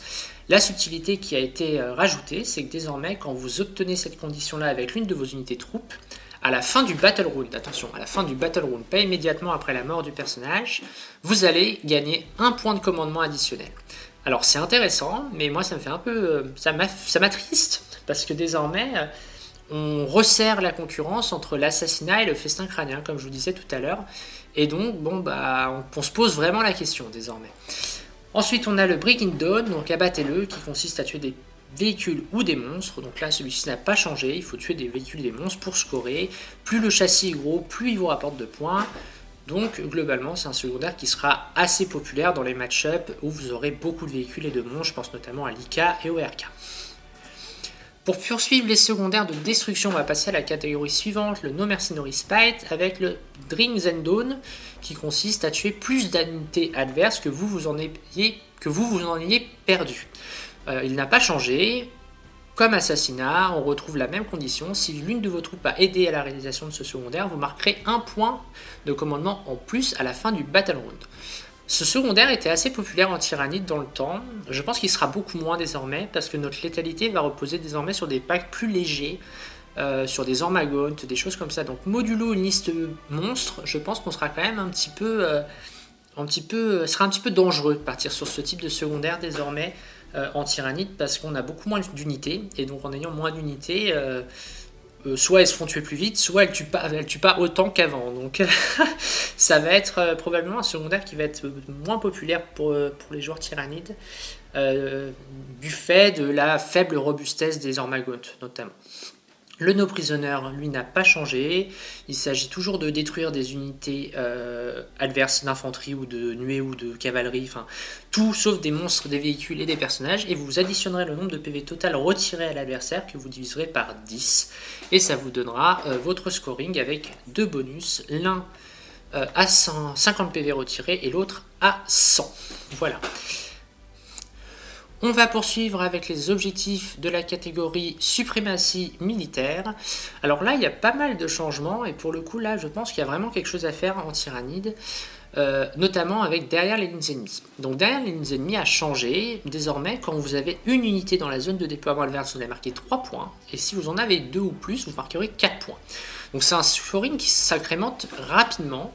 Mais c'est surtout ce que je vois, c'est que je pense qu'en Tyrannide, c'est très facile d'envoyer pendant 3-4 tours des unités à nous dans la zone de déploiement adverse. En plus de ça, on retrouve la condition de gain de CP si une troupe a participé à la réalisation de cet objectif. Donc là aussi, on a vraiment moyen en Tyrannide de projeter des packs rapides de Hormagoth ou de Gargouille dans la zone de déploiement adverse pour gagner un PC à chaque tour et en plus de ça, scorer des points. Petit exemple, vous envoyez un pack d'Hormagoth sur des unités adverses qui sont de son côté de la table, vous les tuez, vous faites une invasion, vous scorez vos 3 points, et en plus de ça, vous récupérez le PC que vous avez utilisé pour invasion. Je trouve ça quand même très bien, je trouve ça vraiment très intéressant. Autre unité qui me semble intéressante pour la réalisation de cet objectif, c'est le Parasite de Mortrex. Alors je trouve que cette unité est intéressante parce que c'est un personnage, donc ça c'est un peu gênant parce qu'il va donner assassinat, mais vous pouvez lui mettre une relique qui s'appelle le sac de gestation qui permet de faire apparaître des Reaper Swarm. Et en ça c'est vraiment intéressant parce que vous allez faire FEP votre parasite dans la zone de déploiement adverse avec ton petit socle de 40 mm, vous devriez réussir à trouver un trou, et ensuite à la phase de tir, vous allez faire apparaître des Reaper Swarm entre 2 et 4, et ça va vous permettre de verrouiller cet objectif à 4 points de victoire autour d'eux. Et si l'adversaire n'arrive pas à vous déloger parce que vous aurez évidemment FEP dans une zone la moins exposée, vous remettrez à nouveau 4 points. Et après, il vous suffit dans la partie à un des autres 3 tours d'avoir mis une fois une unité dans la zone de déploiement adverse et vous allez réussir quand même assez facilement à scorer ce secondaire. Donc je pense que ce secondaire va être très populaire de manière générale et globalement en Tyrannide je pense qu'il faudra vraiment s'orienter vers celui-là pour assurer un secondaire un petit peu indépendant de l'adversaire et où finalement quand on résume le combo Death Sleeper Parasite de Mortrex dont je vous ai parlé, on parle que de 1 PC et de 80 points. Donc c'est pas inintéressant, en plus des vertus tactiques apportées par cette figurine qui va vous donner un impératif qui peut malgré tout être un petit peu gênant pour retirer le super OP ou faire un peu de BM. Enfin, engager sur tous les fronts n'a pas tellement changé, il y a une petite subtilité, c'est que désormais quand vous avez des unités avec une force de départ de 3 ou plus, ou un monstre ou un véhicule, si vous avez ces unités-là dans les 4 quarts de table, la restriction pour valider un quart de table ne sera plus à 6 pas d'un autre quart de table, mais à 3. Donc c'est un peu plus facile. Maintenant, ce secondaire était quand même compliqué à faire, je trouve, parce que quand vous êtes dans 3 quarts de table, la restriction des 6 pas des autres bords de table et des quarts de table reste, donc ça va être quand même un secondaire qui va plutôt tourner autour des 10, des 8-10 plutôt que 12-15 comme on a vu avec derrière les lignes ennemies. Ensuite, on va passer à la catégorie des actions, donc les bannières et les brouilleurs. Les brouilleurs n'ont pas changé, il s'agit toujours de faire des actions dans les 4 quarts de table avec des unités et vous avez un jet de dés à réaliser qui sera plus ou moins facile en fonction de votre nombre et de votre statut ou non de super OP. Donc ça, intéressant, c'est toujours un secondaire qui est assez populaire parce qu'il demande assez peu de ressources. On fait les 2 actions dans ses quarts de table à soi, et au cours de partie, on arrive à le faire au moins une fois dans la zone adverse, qui nous assure 8 points, et si la partie se passe bien, on a en général assez peu de difficulté à le faire à 12. Pour ce qui est des bannières, pas de changement. Seule chose qui change un petit peu, c'est que maintenant pour retirer une bannière, il vous suffit de reprendre un objectif à n'importe quelle phase et non plus à la phase de commandement. Je trouve que c'est intéressant parce que ça m'est arrivé plusieurs fois d'être en partie et de ne pas pouvoir au tour 5 parce que je jouais en deuxième, retirer les bannières adverses parce que je terminais mon tour 5 en étant sur les bannières de mon adversaire, mais vu qu'il n'y a pas de phase de commandement qui se suit, on est au tour 5, la personne gardait ses bannières. Et ça, c'était un peu dommage. Donc je trouve que c'est bien de l'avoir remis de cette manière-là. Les bannières peuvent vraiment se faire retirer beaucoup plus facilement. Donc attention. une petite unité super OP qui vient conso sur l'objectif gardé par votre seul neurotrope. Attention à ça. Mais globalement, ça reste un secondaire qui est assez intéressant quand on a une armée en face de nous qui n'a pas trop vocation à être projetée vers vous. Et on va terminer par la dernière catégorie des objectifs secondaires génériques, la catégorie de Warcraft. Donc Abhor the Witch, je ne vais pas trop en parler, en Tyrannide on aura peu l'occasion de l'utiliser, à mon sens c'est un non-sens de le prendre, parce que ça voudrait dire que l'on n'a pas de Seeker dans sa liste, ce qui me paraît inconciliable avec le Tyrannide. Le Warp Ritual. Le Warp Ritual, comme l'interrogation mentale, ont pris 1 en point de charge Warp. Donc la difficulté est incrémentée de 1 par rapport à avant. Donc c'est un peu plus dur, mais franchement ça devrait aller. On parle d'un Warp Ritual qui va se lancer à 4. Donc honnêtement ça va. Pas de changement sur le Warp Ritual. On reste sur 3 actions à faire au centre de la bataille, du champ de bataille. Et donc on va commencer par 3 points, 7 points et 12 points. Je pense que c'est un secondaire qui sera intéressant pour nous, parce que le Tyrannide va continuer à se jouer vers l'agression, et donc pouvoir scorer un secondaire en allant vers l'adversaire, on aura besoin de faire cette action que 3 tours, parce que, si on ne se la fait pas dispel évidemment, donc ça peut être intéressant, dès le tour 3 vous avez capé ce secondaire, c'est intéressant. L'interrogation mentale n'a pas changé, on a toujours le regain de PC quand on égalise ou qu'on excède le commandement de la cible. La grosse différence avec avant, c'est que désormais il faut voir le personnage. Et c'est là où c'est toute la difficulté, parce qu'il y a beaucoup d'armées qui avaient beaucoup de personnages et qui n'avaient pas de dispel, mais dont les personnages restaient cachés. Et donc là, ça va être beaucoup plus difficile de pouvoir les voir et donc de pouvoir accéder à cette interrogation mentale. De mon point de vue, il faudra plutôt prendre le Warp Ritual dans les match-ups où on va être à l'offensive, c'est-à-dire dans les match-ups où on va aller vers l'adversaire, et à l'inverse, prendre plutôt l'interrogation mentale quand ce sera l'inverse, que c'est votre adversaire qui va venir vers vous, et où les personnages potentiellement des bons bourrins de corps à corps, je vous vois Ami Space Wolf et Blood Angel, ou carrément des démons. Les gros démons sont tout le temps visibles normalement, donc ça peut être intéressant. Mais en tout cas, il y a un choix vraiment très très important à faire entre ces deux secondaires, parce que je pense que vous ne les utiliserez pas de manière optimale si vous vous trompez et que vous prenez un Warp Ritual sur une armée qui va vous rentrer dedans, ou à l'inverse, si vous prenez interrogation mentale contre une armée au hasard d'Eldar où les farcirs vont rester cachés et où vous aurez assez peu la possibilité de les interroger. Voilà. En bilan, donc, je pense que les secondaires en Tyrannide n'ont jamais été le gros point fort des Tyrannides, mais qu'on va continuer à pouvoir les faire, et en fait, mon inquiétude vient plus du fait de est-ce que le Tyrannide sur table va pouvoir continuer à jouer à un jeu, c'est-à-dire lui n'a pas de secondaire entre guillemets défensif, c'est que des secondaires agressifs.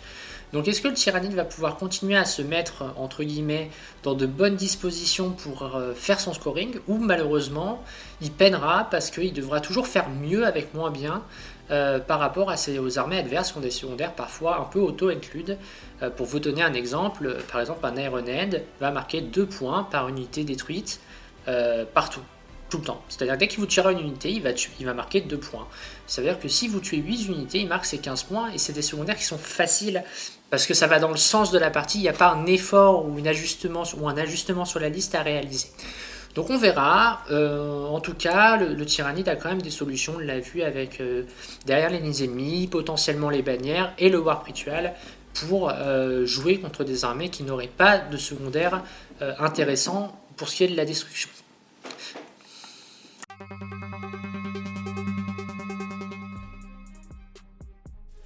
On va désormais parler du chapter Approve Arc of Omens. Donc déjà pas mal de changements avec ce supplément, cette nouvelle manière d'aborder le jeu, le nouveau détachement. On va pas rentrer dans les détails, globalement je trouve que c'est une option qui est intéressante, ça va décomplexifier les constructions de listes dans la mesure où désormais les gens vont quand même pouvoir un peu plus jouer ce qu'ils veulent sans se lézarder à aller à droite à gauche pour réussir à combiner le nombre d'élites qu'ils veulent ou le nombre de soutiens en jouant ce que les grands joueurs arrivent à faire et ce qui est beaucoup plus difficile à appréhender pour des joueurs débutants. Donc là on part du début, tout le monde prend ce qu'il veut prendre et il oriente sa liste comme il veut.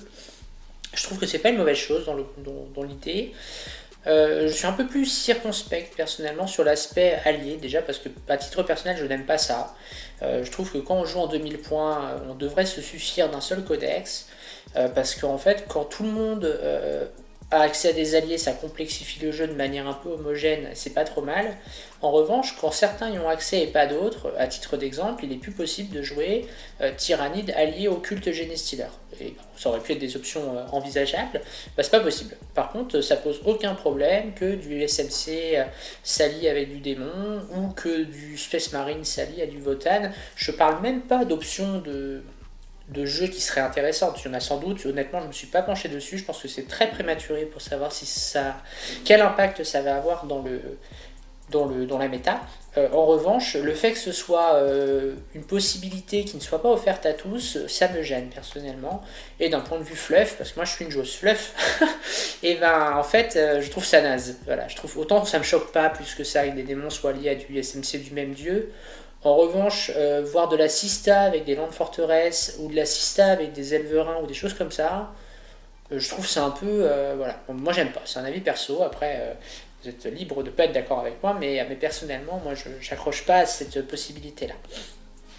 Donc voilà, par contre je trouve que le détachement unique pour tout le monde, ça je trouve c'est une bonne chose globalement, ça permet aux gens d'orienter un peu ce qu'ils veulent. Je trouve que vous allez le voir dans les secondaires quand on va en parler, les troupes restent quand même intéressantes à pas mal d'égards, donc ça c'est plutôt une bonne chose. Ils ont bien équilibré je trouve le fait de prendre des choix troupes malgré tout, parce que même si on n'est plus obligé de jouer des troupes, bah en fait on a quand même très envie de le faire. Voilà, donc je trouve que la balance est bien amenée.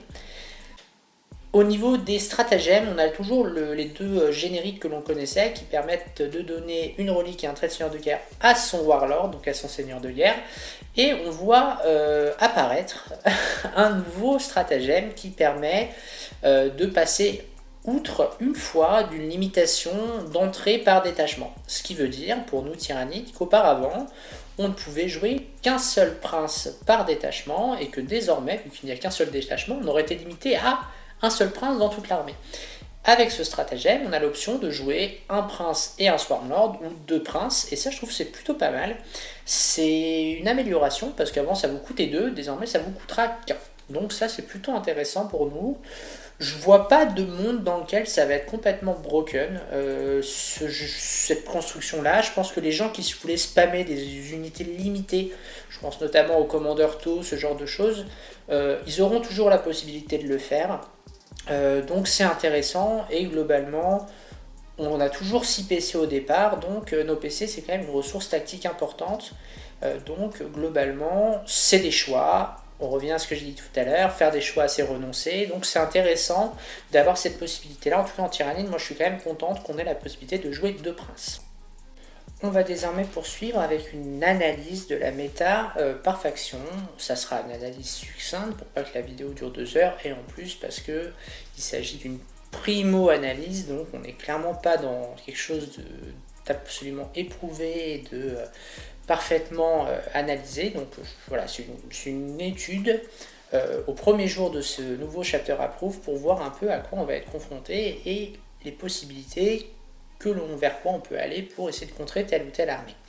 Ou en tout cas connaître les oppositions qui risquent de nous être proposées par les joueurs adverses. La première des choses, c'est que quand on fait les calculs de points, désormais, on se rend compte qu'en Tyrannide, c'est pas gagné de faire une liste qui a une létalité correcte sur les 3 phases offensives désormais. Tout simplement parce que les coûts ont augmenté et donc on a beaucoup moins de budget, donc il faut faire des coupes budgétaires dans certaines unités, et les pertes de ces unités se concluent par de la létalité en perte, la perte de létalité en tout cas pour certains domaines du jeu. En gros, en résumé, le Tyrannide va avoir du mal à avoir une létalité correcte sur certaines phases sans avoir à prendre beaucoup de points pour optimiser celle-là. À titre d'exemple, pour optimiser une phase de magie avant, il suffisait de jouer un pack de Zoranthrope et vous obteniez 5 BM additionnels qui s'additionnaient aux 4-5 que vous allez pouvoir faire avec les personnages ou ce genre de choses. Là, désormais, le pack de Zoranthrope, comme je vous l'ai dit, ça va être compliqué à justifier pour son aspect BM, et donc peut-être qu'on le prendra plus du tout. Les armes de tir des guerriers, désormais, Les gardes de tir impactantes, j'entends, celles à PA-2, les crash morts sont payantes. Mais il est fort à parier qu'on ne les prenne plus. Et donc on va soit se tourner vers des dévoreurs qui ont quand même une létalité beaucoup plus hasardeuse, par manque de PA, soit carrément les enlever et du coup perdre vraiment tout un volet de létalité. C'est ça que je trouve le plus impactant aujourd'hui, c'est que le tyrannide, pour pouvoir faire de la létalité, il va devoir s'orienter.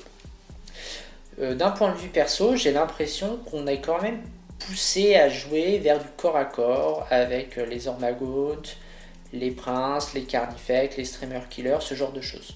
Je pense qu'il y a moyen de partir sur carrément autre chose à base de liste de BM, de magie, mais dans ce cas-là, on s'astreindra principalement à faire quasiment que de la magie.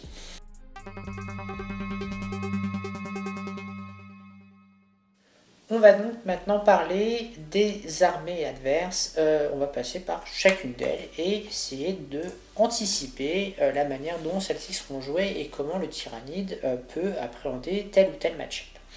L'espèce marine, globalement, on risque d'avoir un retour d'espèces marines de tir parce que désormais les doctrines dévastateurs sont très intéressantes par leur faculté d'être actives pendant les 5 tours de la partie. Donc je pense que naturellement on va revoir des armées à base d'Iron Hand qui tirent très fort toute la partie, qui ont des facultés de reroll intrinsèques aux unités. Et ça, ce genre d'armée, à mon avis, le tyrannide ne va pas du tout aimer parce que c'est justement ce que je vous disais, c'est que le tyrannide, ce qu'il n'aime pas du tout, c'est le tir. Parce qu'on a une armée qui a pas de très bonne sauvegarde, qui risque d'avoir une invulnérable de manière beaucoup plus occasionnelle. Donc les armées qui vont tirer fort avec de la PA importance, et c'est le cas des SM, va être très compliqué. On a aussi pas mal de stratagèmes chez l'espèce marine comme la transhumane qui vont réduire drastiquement notre létalité au corps à corps, et donc tout ça mis bout à bout, ça peut être assez compliqué. Donc l'Iron Hand, gros client à mon avis, on va en voir. Je ne sais pas trop comment les listes vont s'orienter, je les vois bien s'orienter sur les gladiators, les dreadnoughts, les dévastators, et ce genre de choses, ça a quand même souvent la primauté du tir, donc on risque d'avoir un peu de difficulté à s'en débarrasser. L'autre grosse liste de tir SM que je vois poindre, c'est les Dark Angel. Les Dark Angel, à mon avis, ça va être très compliqué, parce que là, ça va être basé sur du Terminator, probablement. Là, je pense aussi que Game Workshop s'est un peu enflammé, parce que les Dark Angel ont des Terminator super OP, transhumanes de série, en 1+ de sauvegarde, en 1 à 4, relevable avec des Finopen, des -1 dégâts, pour un petit peu plus cher qu'un guerrier non équipé à l'heure actuelle. On n'est clairement pas dans la même, échelle de puissance, et à mon avis, on risque tout simplement de ne pas pouvoir tuer ce nombre de Terminators qui sera aligné face à nous. Et comme je vous disais, ça vaut pas très cher. Donc en plus, on risque derrière d'avoir des supports, des armées à base de supports de tir type Landspeeder ou type Inceptor qui vont faire horriblement mal et qui risquent d'être juste ingérables pour notre armée. Il faut savoir que les armures Gravis, je les vois bien revenir. Et les armures Gravis, l'ennui, c'est qu'il y a un stratagème qui fait que quand vous tapez au dégât 1, vous pouvez dégraisser la PA que vous recevez de 1. Et ça, c'est justement le gros problème avec les Ormagones, qui ont une PA-1 qui est très sexy désormais, mais sur les armées qui vont pouvoir améliorer leur sauvegarde sur le dégât 1, ça va être compliqué. Donc voilà, pour l'espèce marine de tir, je pense que ça va piquer un petit peu, ça va pas être simple, mais faudra jouer sur les facultés du tyrannide, d'essayer d'accrocher son secondaire, essayer de garder ses primaires, mais c'est clairement des matchs que je pense qui vont être compliqués, en tout cas, parce que la puissance brute de l'armée en face va quand même nous faire très très mal. L'espèce marine de corps à corps, je pense notamment au Space Wolf et au Blue Angel, je pense que ça va être un peu plus simple, parce que le tyrannide, ce qu'il n'aime pas, c'est se faire tuer au tir. Là, il y a quand même beaucoup moins de tirs, donc on est quand même beaucoup plus dans la faculté d'agression. On va pouvoir sans doute faire du trade maintenant, attention, hein, ces armées tapent aussi très fort, beaucoup plus fort que le tyrannide d'ailleurs.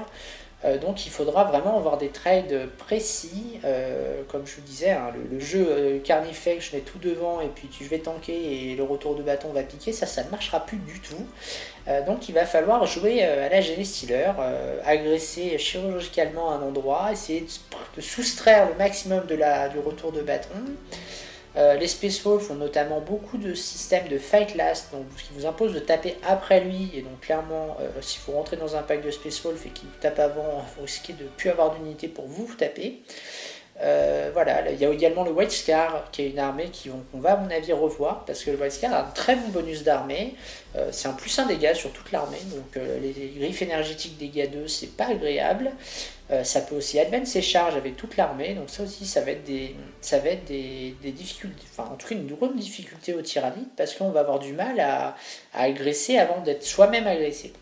J'ai quand même l'impression qu'on aura des solutions à travers Behemoth pour taper en mourant, ou ce genre de choses, pour réussir à gagner notre aide. On a aussi le support quand même un peu du tir et de la magie, qui devrait quand même nous permettre de nous en sortir contre ce type de match. En tout cas, j'ai l'impression que le Space Marine de corps à corps va être quand même un peu plus prenable que les armées qui seront basées sur du tir. On va maintenant parler aux GK. Les GK, c'est une armée qui va revenir sur le devant de la scène, parce que c'est une armée de tir qui est très tanky au niveau de il y a des possibilités de défense assez solides sur la blessure mortelle, et également le fait d'avoir toute l'armée à couvert, même quand vous ne l'êtes pas. Faut savoir que les Dread Knight Nemesis n'avaient pas l'armure of Contempt, et maintenant que plus personne ne l'a, ils vont rester extrêmement létal. C'est aussi une armée qui a une PA assez faible, et donc maintenant que l'armure of Contempt n'existe plus, leur létalité à PA-1 va être parfaitement intéressante, va être largement suffisante pour entre guillemets, se faire plaisir dans la méta, et ça sera plus bloquant en termes de méta. Donc les GK, très probablement une armée que l'on va revoir, également très gênante dans le cadre de la réussite de nos actions psy. On a vu que les secondaires psy étaient quand même très sexy pour le tyrannide. Là, c'est très dangereux de partir sur un secondaire psy contre un GK, parce qu'il a des facultés de dispel extrêmement simples. On va passer aux autres armées de l'Imperium avec les Sœurs de Bataille. Les Sœurs de Bataille étaient extrêmement fortes et assez ennuyeuses, parce qu'elles scoraient toutes seules dans leur coin de la table. Et ça, c'était un peu frustrant, parce qu'on avait beau maîtriser la partie, l'assista, on rangeait des points de secondaire de manière très indécente. Ça a été un petit peu modifié, donc ça va être moins le cas, et donc désormais les joueurs Sista vont devoir sortir un peu du bois pour marquer leurs points. Et ça va donner une interaction dans le jeu, et à mon avis, pour le coup, là le tyrannide n'a pas trop perdu sur la létalité de la Sista, parce qu'on va s'orienter vers des Ormagones, des guerriers peut-être plus en épée d'os, mais en grise tranchante, ou en serre perforante. Et globalement, l'épée d'os ne servait pas à grand chose sur la sœur de bataille, donc notre létalité va être probablement accrue sur la Sista. Pourquoi ? Parce que l'armure of Contempt n'existe plus, et parce que notre létalité va être plus adaptée à la Sista. Donc ce qui me fait dire que le match-up Sista va probablement être assez bon pour les listes tyrannides telles que je les envisage. Le Custodes, c'est très intéressant ce qu'ils ont fait, ça fait un peu mal, mais il faut reconnaître que c'est intéressant. C'est une armée d'élite, et on ressent vraiment ça quand on affronte le Custodes désormais, parce que toute l'infanterie est super OP, et compte pour 2. Ce qui veut dire qu'il y a beau avoir 3 figurines sur un objet, en fait il y en a 6. Et bien souvent, les unités troupes ou super OP se jouent par 5, parce qu'à partir de 6, on est embêté avec la cohésion, avec le blast, etc. Donc avoir 3 Custodes super OP compte pour double, c'est extrêmement structurant en général dans la macro de la partie. Il faut également savoir que désormais les Custodes ont de nouveau accès plusieurs fois dans la partie à leur stratagème un petit peu game breaker, et que ça c'est extrêmement problématique, parce que en fait vous allez pouvoir cumuler pour 2 PC en tant que joueur Custodes, à la fois empêcher toutes les relances et une transhumane. Et là en fait ça s'appelle la chance en fait. Ça s'appelle la chance, parce que là vous êtes obligé en tant que joueur tyrannide de compter sur votre aptitude à avoir de la chance pour passer ces 3 figurines avec des jets de dés qui ne seront pas fiabilisables. Et l'ennui, c'est que si vous ratez ces figurines-là, il y a toutes les chances que l'unité adverse garde l'objectif, et donc vous aurez loupé votre trade. Il y a également des armes en disant qu'en Custodes, il y a 2 hostes qui sont très forts. L'un va vous protéger les Custodes contre la mortelle, les blessures mortelles, qu'on faisait beaucoup en tyrannide avant et peut-être un peu moins. Et l'autre host, ça va être un host qui va plutôt dégraisser votre aptitude à faire mal au corps à corps. Et en ça, c'est probablement assez problématique, Je pense notamment au Shadowkeeper, qui est Lost anti-corps à corps, qui va ni plus ni moins qu'enlever une attaque à chacune de vos figurines quand vous taperez sur des custodes. Et ça, c'est dramatique, parce que ça va en général impacter de l'ordre d'un tiers votre létalité. Donc c'est quand même très très structurant. Donc à mon avis, le custodes, on va en revoir. Je ne sais pas dire vers quoi les gens vont aller, mais en tout cas, ça va devenir un adversaire sérieux. L'Adeptus Mechanicus, ça va être une armée qui va revenir en force, parce que c'est une létalité qui est essentiellement basée sur des figurines qui sont très fiables, les petites infanteries, les poulets, ce qu'on appelle, les ballistari, ce genre de choses. Et du coup, c'est des unités qui sont très létales. Le pack de 20 Skitarii fait extrêmement mal, il a l'aptitude à FEP, il y a un moyen de les rendre absolument hyper tanky, avec des buffs, des aptitudes d'aura en phase de commandement, de désignation, qui font que l'unité de 20 Skitarii, ça peut paraître léger de base, mais en fait c'est extrêmement solide. Donc ça, c'est une armée qui va être probablement assez dure à affronter pour le Tyrannide, parce qu'elle va tirer très fort et elle risque de résister assez bien à nos mécaniques de destruction. A l'inverse, la magie va faire très mal sur l'Adeptus Mechanicus, d'où l'intérêt peut-être de continuer à builder un petit peu en magie, ne pas s'astreindre à avoir une magie uniquement de buff, mais aussi une magie un petit peu d'agression. L'Astra Militarum, c'est un codex qui est très bon aujourd'hui, mais qui personnellement, je trouve, cette aptitude à être très bon fonctionne à cause des Karkines, qui sont une unité qui, à mon sens, est un peu buggée, parce qu'à l'heure actuelle, elle permet de manière très fiable de superposer un nombre de buffs sur elle, qui fait qu'elle va mettre des BM à toutes les unités qu'elle voit, et de manière un petit peu absurde, elle peut se rentabiliser en une phase de tir de l'ordre de 3 à 4 fois. Et c'est un peu débile, soyons clairs, parce qu'une unité à 100 points qui tue en une seule activation 3 à 400 points, ce qui est largement faisable aujourd'hui, attention, c'est quand même un gros problème à mon sens dans la méta. Donc je pense que quand ça se sera corrigé, et ça le sera, j'en suis à peu près certaine, on aura un match-up à nouveau parfaitement accessible, parce qu'en fait le Tyrannide a quand même des options de létalité, un peu comme avec la Sista, avoir des épées d'os pour tuer des petits gardins, ça suffit largement. Mais c'est quand même mieux d'avoir des griffes tranchantes, parce qu'en fait c'est plus optimisé pour détruire le petit humain de base. Pour détruire les chars, on a toujours la possibilité de faire de la BM, les touches d'impact, un prince tyrannide qui va rentrer dans un char va le découper, des guerriers, moi je sais que j'ai fait le match, mais les guerriers Behemoth qui sont force 8, PA-4, dégâts 1 font extrêmement mal au châssis. Donc on a quand même des options de jeu dès maintenant, et je pense que quand ce codex sera un petit peu rentré dans le rang, notamment à cause de cette unité de Karkin, on aura largement des possibilités pour le regarder dans les yeux. Et puis bon, on va pas se mentir, Tyrannide contre Astra, c'est quand même très cinématographique si comme moi vous aimez Starship Trooper. Les IK, ça va être un peu la même analyse que pour les RK, donc je vais faire les deux d'un coup. Globalement, ça va être un peu compliqué, parce que les RK ont une aptitude à tirer très fort et être super OP, avoir une énorme projection. Et maintenant qu'on a perdu nos dégâts 2, hashtag guerrier épée d'os, nous vous regrettons, et ben là, clairement, ça va pas être la même histoire. Pour détruire des IK, ça risque d'être très compliqué. On aura sans doute des possibilités de maintenir un scoring correct grâce à des secondaires de destruction, parce que là, le Synaptic Insight et le tuer les véhicules risquent de se scorer assez facilement, mais ça va être un match qui risque de se jouer un peu brutal, et en matière de combat de coup de poing, il y a des chances que le Zika soit un petit peu meilleur que le Tyrannide dans cet aspect-là. On va passer au KO, donc globalement même analyse que pour l'UIK pour ce qui est du RK, donc je passe rapidement. Les démons du chaos. Les démons du chaos, à mon avis, les gens vont soit rester un petit peu sur les mêmes listes qu'on voyait avant, le gros buveur de sang, Be'lakor, des sanguinaires, des flammeurs, mais dans ce cas-là, ils vont perdre quand même pas mal de choses qu'ils avaient avant, notamment les flammeurs qui vont être beaucoup moins impactants. Et dans ce cadre-là, je pense que nous, on va y gagner un petit peu, parce que les flammeurs, c'était quand même très très chiant comme unité. Donc là, on va pouvoir désormais en avoir un peu moins. Enfin, en tout cas, je pense que les gens vont en jouer moins. Et il y a aussi une inconnue, c'est que je ne suis pas certaine que... Disons qu'on ne peut pas exclure que les gens se mettent à jouer monodieu. Et en monodieu, il y a des choses qui n'ont pas été exploitées parce que les flammeurs étaient tellement meilleurs qu'on partait là-dessus.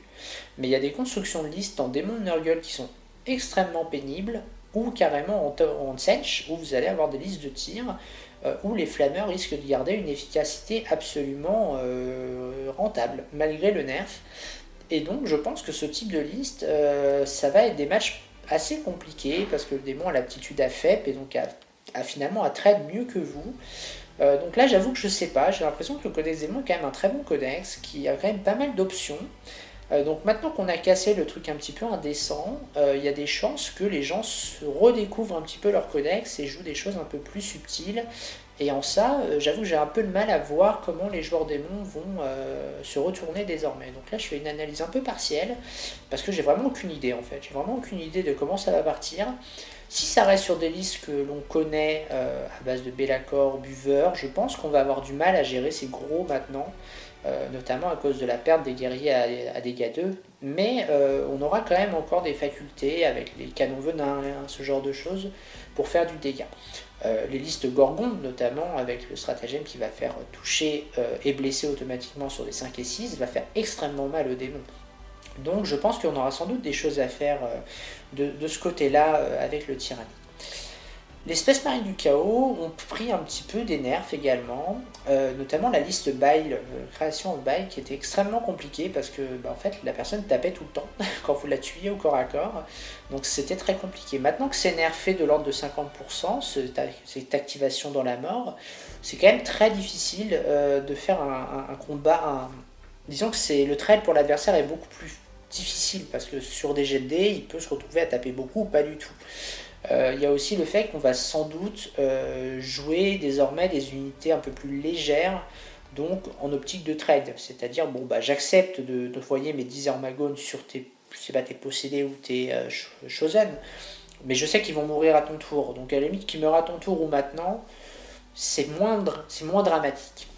Mais globalement, la perte d'Armure of Contempt, pour le coup, est une très bonne nouvelle pour nous, parce que ça va nous permettre d'optimiser notre létalité. La Deadguard. La Deadguard, c'est un codex qui est aussi en souffrance, qui a été classé parmi les moins bons par les chaînes américaines. Eh bien, je pense que c'est un match qui n'est pas du tout à sous-estimer en Tyrannide, parce que c'est une armée qui a une aptitude à résister extrêmement surprenante. Il faut savoir que le gros combo de la Deadguard, c'est quoi? C'est qu'il va y avoir une bulle, probablement au centre du dispositif Deadguard, qui va vous faire empêcher d'avoir chargé. Vous allez charger réellement, mais vous n'aurez aucun bonus. Et par aucun bonus, j'entends le fait, vous n'aurez pas le fait de taper en premier.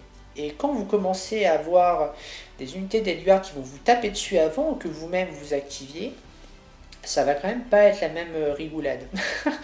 Parce que là, la Deadguard, ça tape très fort. Il faut pas du tout sous-estimer l'impact de ces unités-là.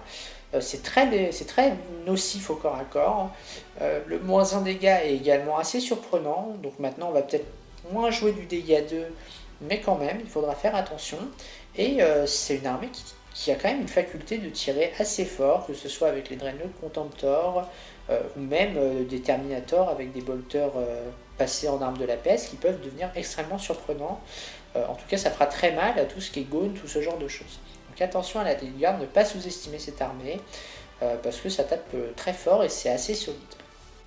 Les Thousand Sons, eux, risquent de nous embêter désormais, parce que auparavant, on avait beaucoup de dégâts d'eux qui faisaient qu'on passait outre leurs règles tout néco-poussière. En plus, ça combinait avec l'Armure of Contempt. Donc là, maintenant, je pense qu'il n'y a plus l'Armure of Contempt, mais on prendra quand même tout néco-poussière. Donc en fait, la létalité de nos armées vont rester un peu identiques. Là où lui a quand même une PA-2 qui va devenir extrêmement efficace contre tout le monde, et principalement contre le Tyrannide, donc ça va pas être simple. C'est aussi une armée qui passe de la magie très bien, et qui a une faculté de dispel assez insane, donc ça va vraiment pas être facile, parce que notre phase de magie risque d'être rendue un petit peu hasardeuse, et surtout on risque d'avoir des difficultés en termes de passer nos actions psychiques. Et donc, comme vous allez le voir, les actions psychiques sont intéressantes, et on risque d'avoir des difficultés à valider ce secondaire face à des armées comme celle-là. On va passer désormais à la catégorie des Xénos pour terminer cette analyse méta, en commençant par les Craftworld. Le Craftworld, globalement, je pense que les listes vont rester un petit peu basées sur les Sweeping Hawks, ou peut-être que les gens vont partir sur des Vengeurs ou des choses comme ça. Ça va être compliqué parce que même si notre létalité va être entre guillemets le dégât 1 suffit en général contre le Craftworld et contre l'Eldar de manière générale. Donc on va avoir pas une perte de létalité énorme. Par contre on va avoir moins de choses sur la table. La harpie qui était extrêmement bien contre l'Eldar ne sera efficace qu'à partir du tour 2. On a aussi tout le volet magique qui était extrêmement sympa pour sortir les Seigneurs Phénix ou ce genre de choses. Là, ça va être plus compliqué. Et globalement, l'archétype que l'on voyait avec les Sweeping Hawks, à mon avis, va rester encore jouable. Et ça, c'est quand même une notion tactique que l'on a du mal à gérer quand on est un joueur tyrannique. Parce que cette aptitude à trade que l'on faisait un petit peu gratos avec notre prince, les Eldar l'ont conservé avec les Sweeping Hawks. Et donc ça c'est un peu gênant parce que la personne risque de prendre des positions très avancées pour vous voir, mais il n'y aura pas de payback, c'est-à-dire que la personne va repartir en réserve et se remettre à une position cachée. Et ça c'est un petit peu gênant parce que ça va être difficile à appréhender et à contrer. En revanche, si les listes s'orientent plutôt vers des listes de close Eldar, je pense un petit peu à l'Inari, à ce genre de choses, on pourrait sans doute s'en sortir et en tirer notre épingle du jeu à ce niveau-là. Au niveau des Arlequins, globalement, leur nerf n'a pas changé la structure macro de l'armée parce que l'Arlequin était toujours dans une logique de trade. Donc effectivement, vous aurez besoin de moins de ressources désormais pour tuer des Arlequins, mais il va continuer à vous nuller votre primaire. Il faudra péter ce système de gigognes qui sont les Starweavers avec les troupes embarquées pour pouvoir détruire ces troupes-là. Donc là, l'avantage, c'est que désormais, on sera moins sujet au craquage sur la 4+1 vue, on a tous lancé des dés, la personne avait une dizaine de sauvegardes, et là, horreur, il rate que 2 sauvegardes, et moralité, vous ne tuez pas ce transport, et donc, moralité, vous avez engagé des ressources pour tuer un transport, alors que vous vouliez tuer ce qu'il y avait dedans. Et du coup, l'unité reste super OP, conteste votre primaire, etc. Donc voilà, je pense que l'Arlequin, c'était un match compliqué avant, en tout cas assez ouvert. Là, ça va devenir un match toujours assez ouvert, donc je pense qu'on aura toujours moyen de tirer notre épingle du jeu, et surtout on aura moyen de lui faire beaucoup plus mal. Là, pareil, les dévoreurs vont être extrêmement sympas pour détruire des Arlequins, parce que la PA ne sert pas à grand chose, et maintenant que eux ont perdu en fait leur invulnérable à 4 pour la passer en invulnérable à 5, ça va quand même rendre le dévoreur extrêmement menaçant pour les Eldar de manière générale, mais notamment pour les Arlequins. Les Drukhari. Les Drukhari, c'est une armée qu'on a vu monter très très haut et puis disparaître un petit peu sans raison. Alors, il y a des gens qui disent que la raison, c'était surtout l'Armure of Contempt. Je ne suis pas convaincu parce que la PA des Drukhari est quand même assez impactante. Je pense que ce qui a fait mal aux Drukhari, c'est globalement l'aptitude à trade. Ils étaient extrêmement bons avant. Et petit à petit, ils ont fini par perdre un petit peu cette facilité de trade contre par exemple les Tyrannides qui avaient la transhumane, ou alors par rapport aux Arlequins qui bougeaient plus vite, ou même carrément à ce qu'on a pu voir récemment avec les Terminators du Chaos, ou ce genre de choses qui en fait nulaient complètement les mécaniques de létalité de l'armée Drukhari. Je pense que le Drukhari, on va en revoir, parce que déjà c'est une armée qui, moi je pense, est très sympa à jouer, c'est hyper nerveux, c'est hyper véloce, ça va être très sympa à jouer, donc je pense qu'on va revoir ces armées-là. C'était des armées qui historiquement ne tiraient pas énormément, donc ça le Tyrannide aime bien. Et un peu comme je l'analysais pour les Craftworld, notre létalité qui désormais va passer de l'épée d'os à la griffe tranchante ou à la serre perfo, ne va pas impacter notre létalité sur le Drukhari qui est en général un châssis basé sur du dégât 1. Donc je pense qu'on aura des matchs corrects sur le Drukhari. Attention quand même, les Drukhari ont des possibilités de spammer littéralement le Fight Last, notamment sur des tests de commandement. Donc vous avez des Gaunes qui ont commandement 5, et qui risquent de très mal vivre de se prendre des Fight Last sur des unités type Drukhari, comme les Incubes, ou voire, je sais plus si c'est possible, mais en tout cas je sais qu'il y a l'Archonte qui met des Fight Last. Mais voilà, dites-vous bien que si vous vous faites taper dessus sur vos Gaunes par un Drukhari avant qui s'est tapé, ils vont disparaître aussi vite qu'ils seront venus. Donc là, voilà, je pense que ça va être un match hyper ouvert, où la moindre erreur sera vraiment punie très fort. Mais je pense que c'est des matchs qui seront intéressants et assez ouverts. Et ce sera des matchs assez... tout le monde va bouger très vite, les Gauls vont bouger très vite, les Seras vont bouger très vite. Ça va être des matchs sympas. Je pense qu'il y aura des choses à faire en tyrannie contre le Drukhari. Donc à cet égard, c'est cool qu'il soit revenu dans la méta. Et je pense qu'on va en revoir. Le culte Genestealer. Alors là, pour le coup, c'est pas du tout une bonne nouvelle. Parce que le culte Genestealer, à mon avis, ce qui va être joué, c'est pas du tout des armées de close. Ça va être des vagues successives de néophytes armés d'armes industrielles qui vont apparaître et qui vont démonter littéralement vos unités. Parce qu'il faut savoir que la mécanique de résistance un peu intrinsèque du Tyrannide au tir, c'est basé sur le couvert avec l'adaptation. Là, le Genestealer annule littéralement ça, et du coup, vous allez vous retrouver à vous faire dépoper vos unités à une vitesse absolument faramineuse. Donc, à mon avis, le Genestealer, ça va être un match très compliqué dès lors que les gens vont s'orienter vers un gameplay de tir. Ça sera beaucoup moins le cas, en revanche, si les joueurs partent sur du jeu plutôt corps à corps. Alors moi, je pense que les gens ne le feront pas, mais à mon avis, le match-up Tyrannide culte sera favorable au Tyrannide dans le cadre d'un match-up de close, et plutôt très défavorable dans le cadre d'un Genestealer de tir.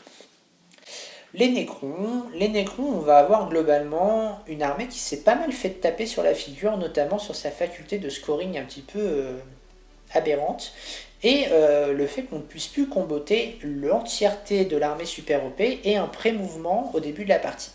Ça, c'était très chiant. Déjà, moi qui fais du jeu équipe, c'était très embêtant parce que le T1 était extrêmement structurant contre ce match. Et le fait de ne pas de savoir, c'était difficile de s'estimer contre. Désormais, on aura vraiment des possibilités de... Enfin, entre guillemets, le Nécron va devoir, entre guillemets, avancer sur la table, va devoir jouer avec vous et ne sera pas juste une armée qui se contentera d'envoyer ses figurines mourir sur le milieu de table et scorer ses 80 points en 3 tours. Donc ça, c'est plutôt une bonne chose, je trouve, que l'on ait désormais un Nécron qui va jouer dans l'interactivité avec son adversaire et devoir jouer un peu plus des unités létales pour pouvoir exister sur la partie jusqu'au tour 5. J'ai l'impression qu'on a quand même des possibilités en Tyrannide pour contrer ce genre d'armée, notamment avec les blessures mortelles qu'on reste quand même capable de faire. Et on a quand même des unités qui ont tendance à taper assez fort, notamment le canon venin qui va quand même faire assez mal à certaines unités, ou ce genre de choses. Les guerriers également, qui vont taper à PA-4, vont être quand même assez sympas pour détruire les Scortec ou ce genre de choses. Et le prince qui va quand même être assez dur à tuer pour le Nécron, avec son invu, avec sa transhumane possible pour un PC, etc. On a quand même des outils de létalité qui font mal au Nécron. Donc je pense qu'on aura des match-ups relativement corrects sur le Nécron. L'Orc. L'Orc, c'est une armée que j'ai jouée, j'ai toujours une armée Orc d'ailleurs, et je trouve ça très cool ce qu'ils en ont fait, c'est-à-dire que quand le codex était sorti, c'était un peu triste, tout le monde jouait des buggy, alors c'est très marrant, mais franchement, moi, les Orcs, pour moi, c'est des boys et une grosse wag, et là, on a enfin ça de jouable et de vraiment très bon. Ça va être assez traumatisant pour certains joueurs, je pense, qui vont redécouvrir le bonheur que ça fait de se prendre une petite bande de boys sur le coin du nez qui vont envoyer un nombre d'attaques complètement faramineux, à force élevée et à PA-1. Là où avant, l'armure of Contempt nerfait quand même pas mal la létalité des orques. Moi j'aime bien affronter l'orc parce que je trouve que à chaque fois qu'on va taper sur l'orc, ça va mourir, et à l'inverse, dès que lui va vous taper, ça va mourir. Ça fait vraiment des affrontements très brutaux. Je pense que la perte du dégât 2 des épées d'os n'est pas scandaleux sur ce match-up là, parce que les orques ont un PV, et notre force un petit peu intrinsèque élevée va permettre quand même de déblayer assez vite ces unités-là. Par contre, là on voit clairement la différence d'écriture entre les deux règles génériques de l'armée, où le Tyrannide, lui, va devoir payer des unités, et elles devront être sur table, et en plus de ça, pour en profiter, il faudra être à portée synapse, quand la règle générique des orques, la WAG, vous l'activez à un tour, et pendant 2 tours, vous avez des bonus sur toute votre armée de manière complètement libre. Je trouve que c'est vraiment l'exemple même et l'illustration ultime de ce que qui montre que le système d'impératifs des tyrannides est devenu, en fait, a été nerfé de manière trop forte, et qu'aujourd'hui on a quand même quelque chose de presque optionnel quand les orques ont vraiment moyen de s'appuyer réellement sur leurs règles d'armée. Donc j'espère que le Tyrannide aura dans l'avenir une règle un peu similaire, Voilà, parce que les orques ont quand même moyen pendant 2 tours d'être sous invue, et c'est quand même assez fort, quand nous, malheureusement, notre invue, on risque de la voir disparaître.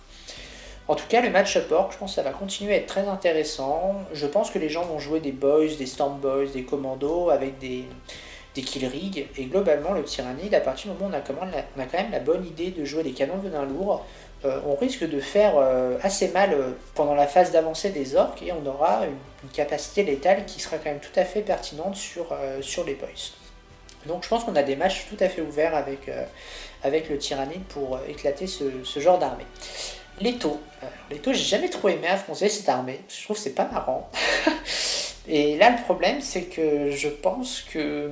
Alors, la perte des avions taux est une bonne nouvelle, parce qu'on va pouvoir quand même se préserver d'un certain T1. Par contre, je ne sais pas si on aura la faculté de sortir des packs de Crisis aujourd'hui en figurine à 4 PV endurance 5, sauvegarde à 3, avec de l'invue possible, avec des drones, avec un film open. Ça me paraît compliqué de pouvoir détruire ça facilement. Et lui, par contre, il va vous découper, quoi. Lui, clairement, je ne sais pas si les joueurs taux vont pas repartir peut-être sur des armes un peu plus statues, ou s'ils resteront sur les plasmas ou ce genre de choses. En tout état de cause, le taux a largement moyen de déployer un nombre de tirs absolument dingue et de préserver des ressources anti-élite ou anti-monstres de manière optimale en combinant les deux. Donc c'est un match qui va rester compliqué. Moi personnellement j'aime pas affronter le taux. C'est une armée que j'aime pas affronter. Bon, on verra bien ce qu'on pourra faire. Là pareil, je pense que pour les joueurs tyrannides, il faudra jouer un petit peu sans l'adversaire. Maximiser vos engagés sur tous les fronts, derrière les ennemis. Marquer le plus vite possible votre rituel warp, et puis espérer pendant le début de la partie prendre un petit peu d'avance pour que le taux, qui en général en fin de partie arrive à remonter, ne parvienne justement pas à vous remonter, et donc vous arrachez une victoire contre cet adversaire un petit peu insaisissable. Et enfin, dernier match, le League of Votan, donc c'est les nains. Là pour le coup, pour moi il y a un problème dans cette armée, c'est que je pense qu'aujourd'hui en tyrannie on ne pourra juste plus gérer une land forteresse. Donc si on n'arrive pas à en gérer une, on aura encore moins de chances d'en gérer 3. Et c'est un peu le problème, c'est que je pense qu'à partir du moment où il y aura ces véhicules là, ils ne seront pas tuables. Donc l'adversaire n'aura aucune crainte de les exploser, et quand ces unités-là auront des lignes de vue sur vos unités, tout va disparaître en biomasse putride très rapidement, et je trouve que c'est pas fun en fait. J'essaie d'être objective en disant que le prince tyrannide volant qui faisait un hit and run, qui tuait des unités gratos et qui après était insaisissable pour l'adversaire, c'était pas forcément marrant. Je regrette, mais quand vous mettez 1000 points d'armée sur une unité quand vaut 300, que vous n'arrivez pas à la tuer, en fait c'est pas drôle, c'est pas marrant. Et donc du coup quand votre adversaire a compris ça et qu'il se dit de toute façon le tyrannide il me fait pas peur en fait, je mets toute mon armée devant, et puis au pire s'il a le tour 1 elle va rien me faire. Donc moi par contre moi si j'ai le tour 1 je me dégage des lignes de vue sans aucun payback, parce que l'unité en adverse ne peut pas me détruire, et je pense que c'est un peu compliqué. Je pense que le Votan va être vraiment compliqué. En plus, désormais, c'est le seul à garder son aptitude d'armure of content. Donc la méta va naturellement, entre guillemets, repartir sur des PA plus faibles, parce que les PA hyper importantes seront moins intéressantes. Là où donc, le Votan va probablement profiter de cette espèce de changement de méta macro, vers des PA -1, -2, qui lui va très bien, parce que lui conserve cette aptitude à -1 d'empirer la sauvegarde de 1. Donc tout ça mis bout à bout me fait dire que le Votan risque d'être toujours un concurrent assez embêtant. Et on verra bien comment les choses vont évoluer, mais ça sera en tout cas pas simple du tout. Donc voilà, en bilan, je vous ai survolé l'intégralité des armées, je crois avoir oublié personne. Globalement de ce que je pensais de ce changement de Arc of Omen.